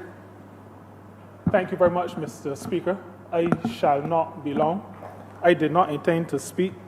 I'm saying that not just to you, as an aside to my esteemed leader of government business. But the people in St. Peter told me that I have to share just a couple of their concerns because they hear other representatives sharing concerns and they do not want to be left out, especially on the eve of a good big celebration that we are planning for February. This is St. Peter, taking the baton from St. Lucy. The people of St. Peter support housing resolutions that speak, and this one in particular, that speaks to both housing for people, but also economic development.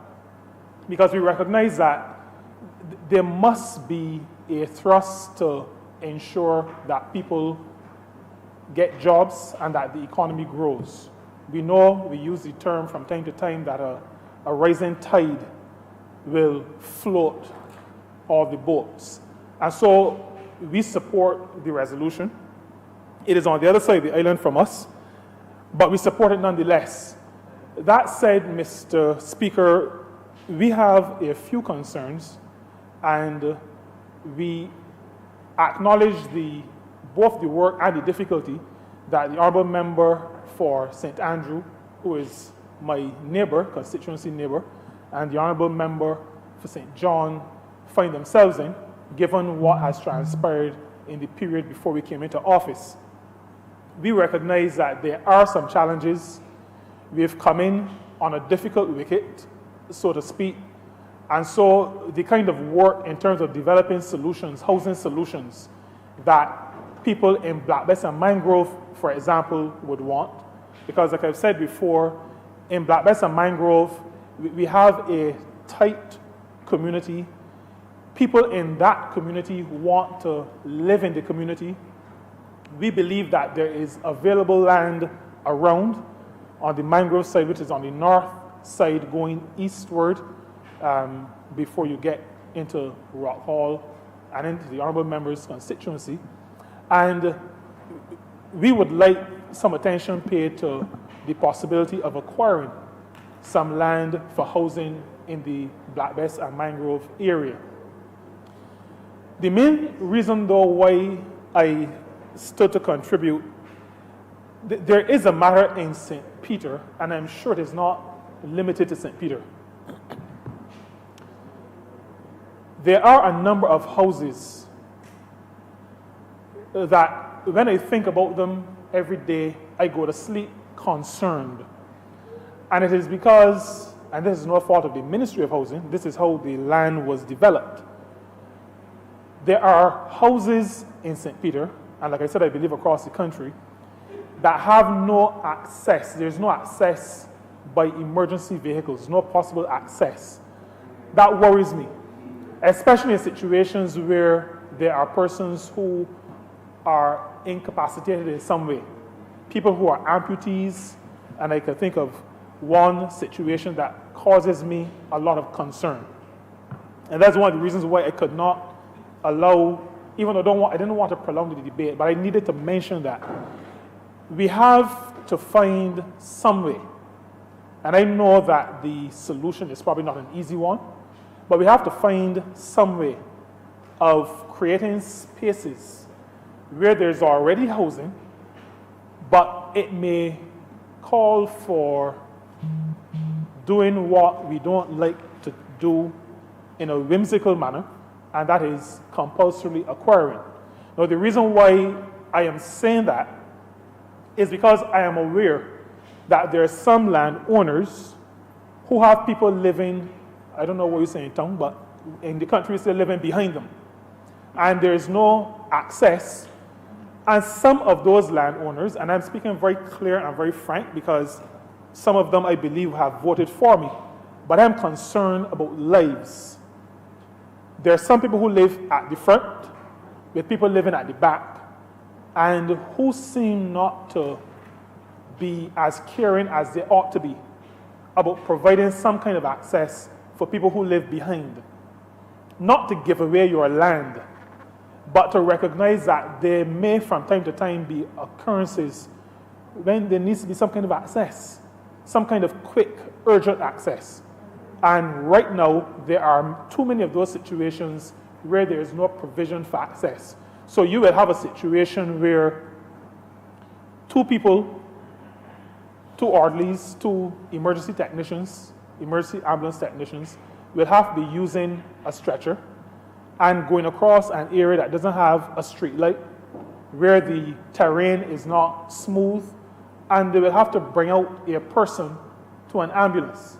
We have to do two things. One is to appeal to the good nature and to the good hearts of Barbadians who are living, as I described, at the front, to allow for some kind of access for people who live behind them. And secondly, if that doesn't work, because sometimes moral suasion doesn't always work, if moral suasion doesn't work, then to protect life and limb, a government has to take some kind of action. And then I think then we have to impress upon those in those situations to carve out some kind of access so that people can lay down and sleep comfortably at night. And I believe that that is something that we really have to put our minds to, because as the caring government that we are interested in people, we are interested in their welfare, and we are concerned whenever there's a potential situation that could cause harm. Mr. Speaker, I would want to conclude by urging that I think maybe the Honourable Member for St.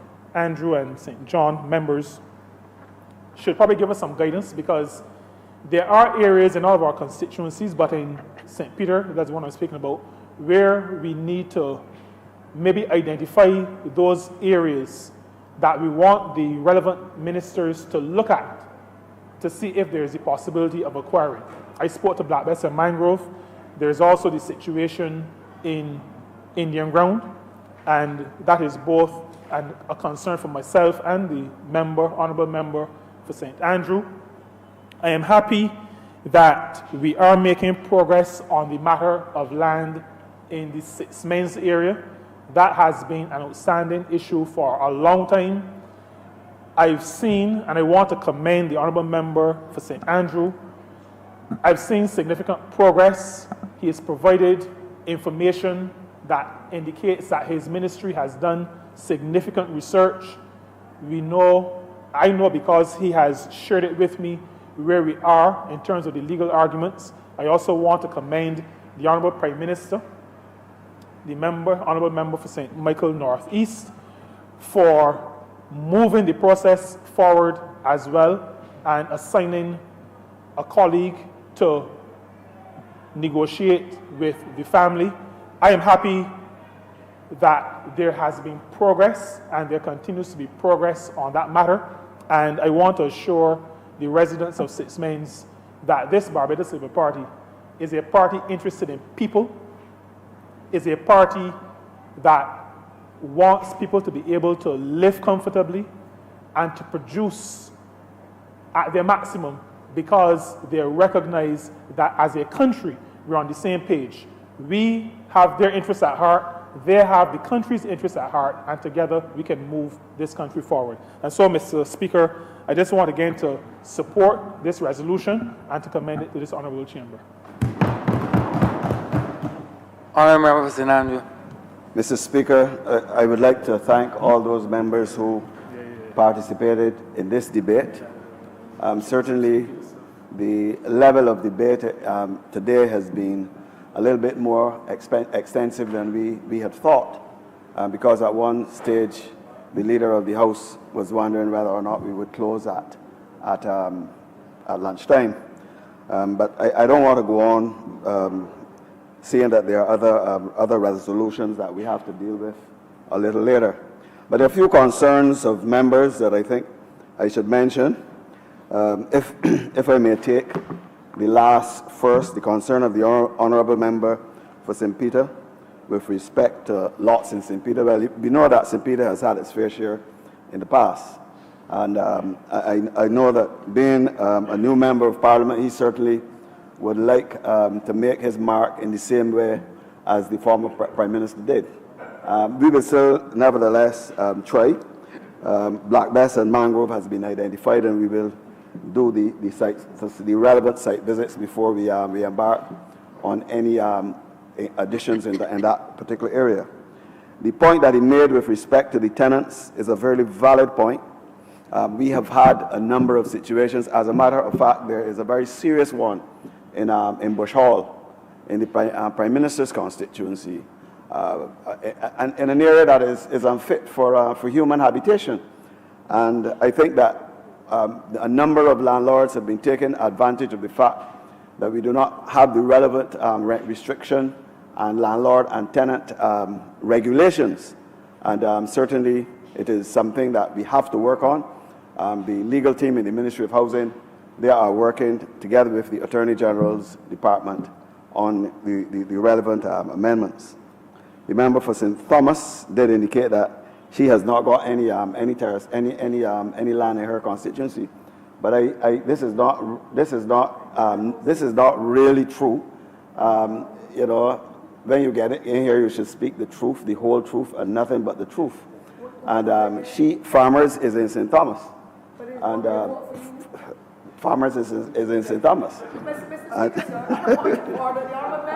In the chamber, it's Farmers, sir.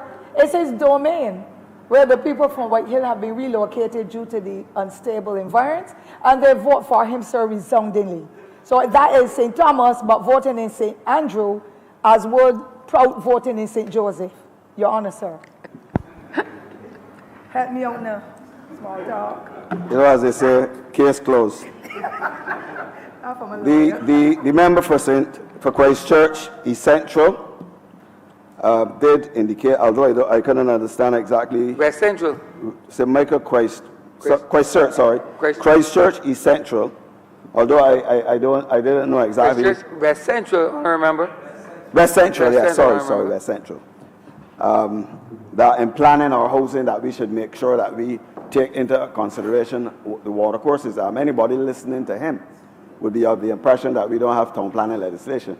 But we do take into consideration the water courses. What has happened is people sometimes, they build, especially in the country areas, they actually build in the water course. And this is a serious problem.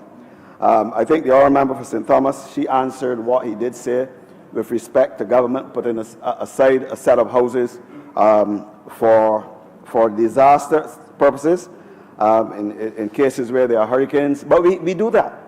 What has happened is, as she quite rightfully said, is that during the last administration utilized all of those houses and also gave away the units, as I alluded to before. I would like to assure the member for St. Michael East that the question of squatting, squatting is something that you cannot obliterate totally. It's like poverty. I mean, you can't obliterate poverty totally, but we are making an effort to ensure that the areas of squatting that we have in Barbados at this particular point in time, that we will arrest that squatting and certainly provide security of tenure to certain worthy individuals who have been on those sites for a length of time. I did mention Rock Hall, and certainly with respect to the Bell and Licorice Village, we will try our best to ensure. There's also Bellevue, I remember. Bellevue, I wasn't aware of the fact that you remember Bellevue. that the member for St. Michael Central encouraged his constituents to No, squat. it's just that it's Bellevue, So my sir. apologies So please for don't that forget omission. Bellevue. Bellevue. So, I did listen a little passionately to the member for St. Michael South, one of my constituents, and here again, it is our policy to make sure that we eradicate pit toilets totally. I believe that this is one that we could eradicate totally. Almost all members in this house have some experience of pit toilets, whether it is through their early years or whether it is through their parents. And we are making every effort to ensure that within the next 5 years that the pit toilets are eradicated from the entire landscape of Barbados. I'm particularly pleased that the member for St. Michael West Central spoke in this debate, echoing the sentiments of the member for St. Michael North with respect to mortgage financing. In the past, we had the Housing Credit Fund, the Housing Credit Fund, the Barbados Mortgage Finance. We had the bond issue and those other agencies which supported the 100% mortgages. And I believe that as the chairman of the National Insurance Board, he should not be surprised if we come to that institution, especially seeing that there's a resolution here where they're coming out in support of the Barbados for a building for the Barbados Fire Service, that they would be able to do a similar thing for housing in Barbados. With respect to the concerns by the member for St. Michael, the leader of the House, with respect to the title deeds for the 20-year program, we have had some stumbling blocks, all caused by not only the actions of the last government of which I spoke, but the fact that they have introduced legislation which has made it extremely difficult to do the conveyances with the speed that should be done. There's an amendment which is coming very shortly, which would in no way affect persons from having a proper structure. Those persons who government is compelled under the Act to convey to But what we will be doing is, in that amendment, we will be indicating that houses which have been constructed for over 50 years will not be affected by that provision in the legislation. So, Mr. Speaker, I believe that most of the concerns, there are some which are repetitive, have been answered in both in my presentation and in the comments from members of the other side. And in those circumstances, I beg to move that this resolution do now pass.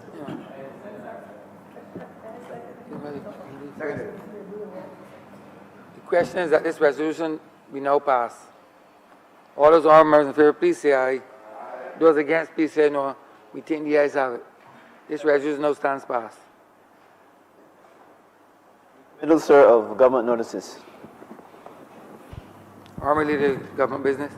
Mr. Speaker, I beg to give notice of a resolution to approve, in accordance with Section 5 of the Crown Lands Vesting and Disposal Act, Cap 225, the lease to the National Insurance Board of a parcel of land, the property of the Crown, situated at Pine Plantation Road in the parish of St. Michael in this island, to be used for the construction of a new headquarters for the Barbados Fire Service.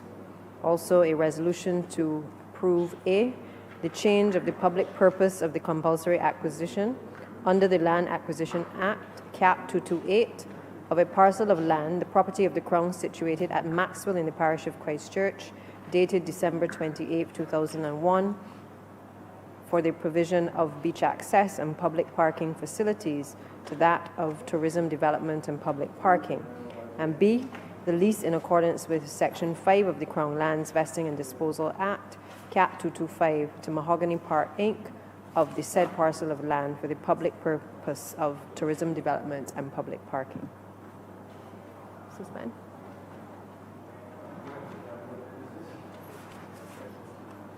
Mr. Speaker, I beg to move the suspension of the sitting for 10 minutes. 6:30?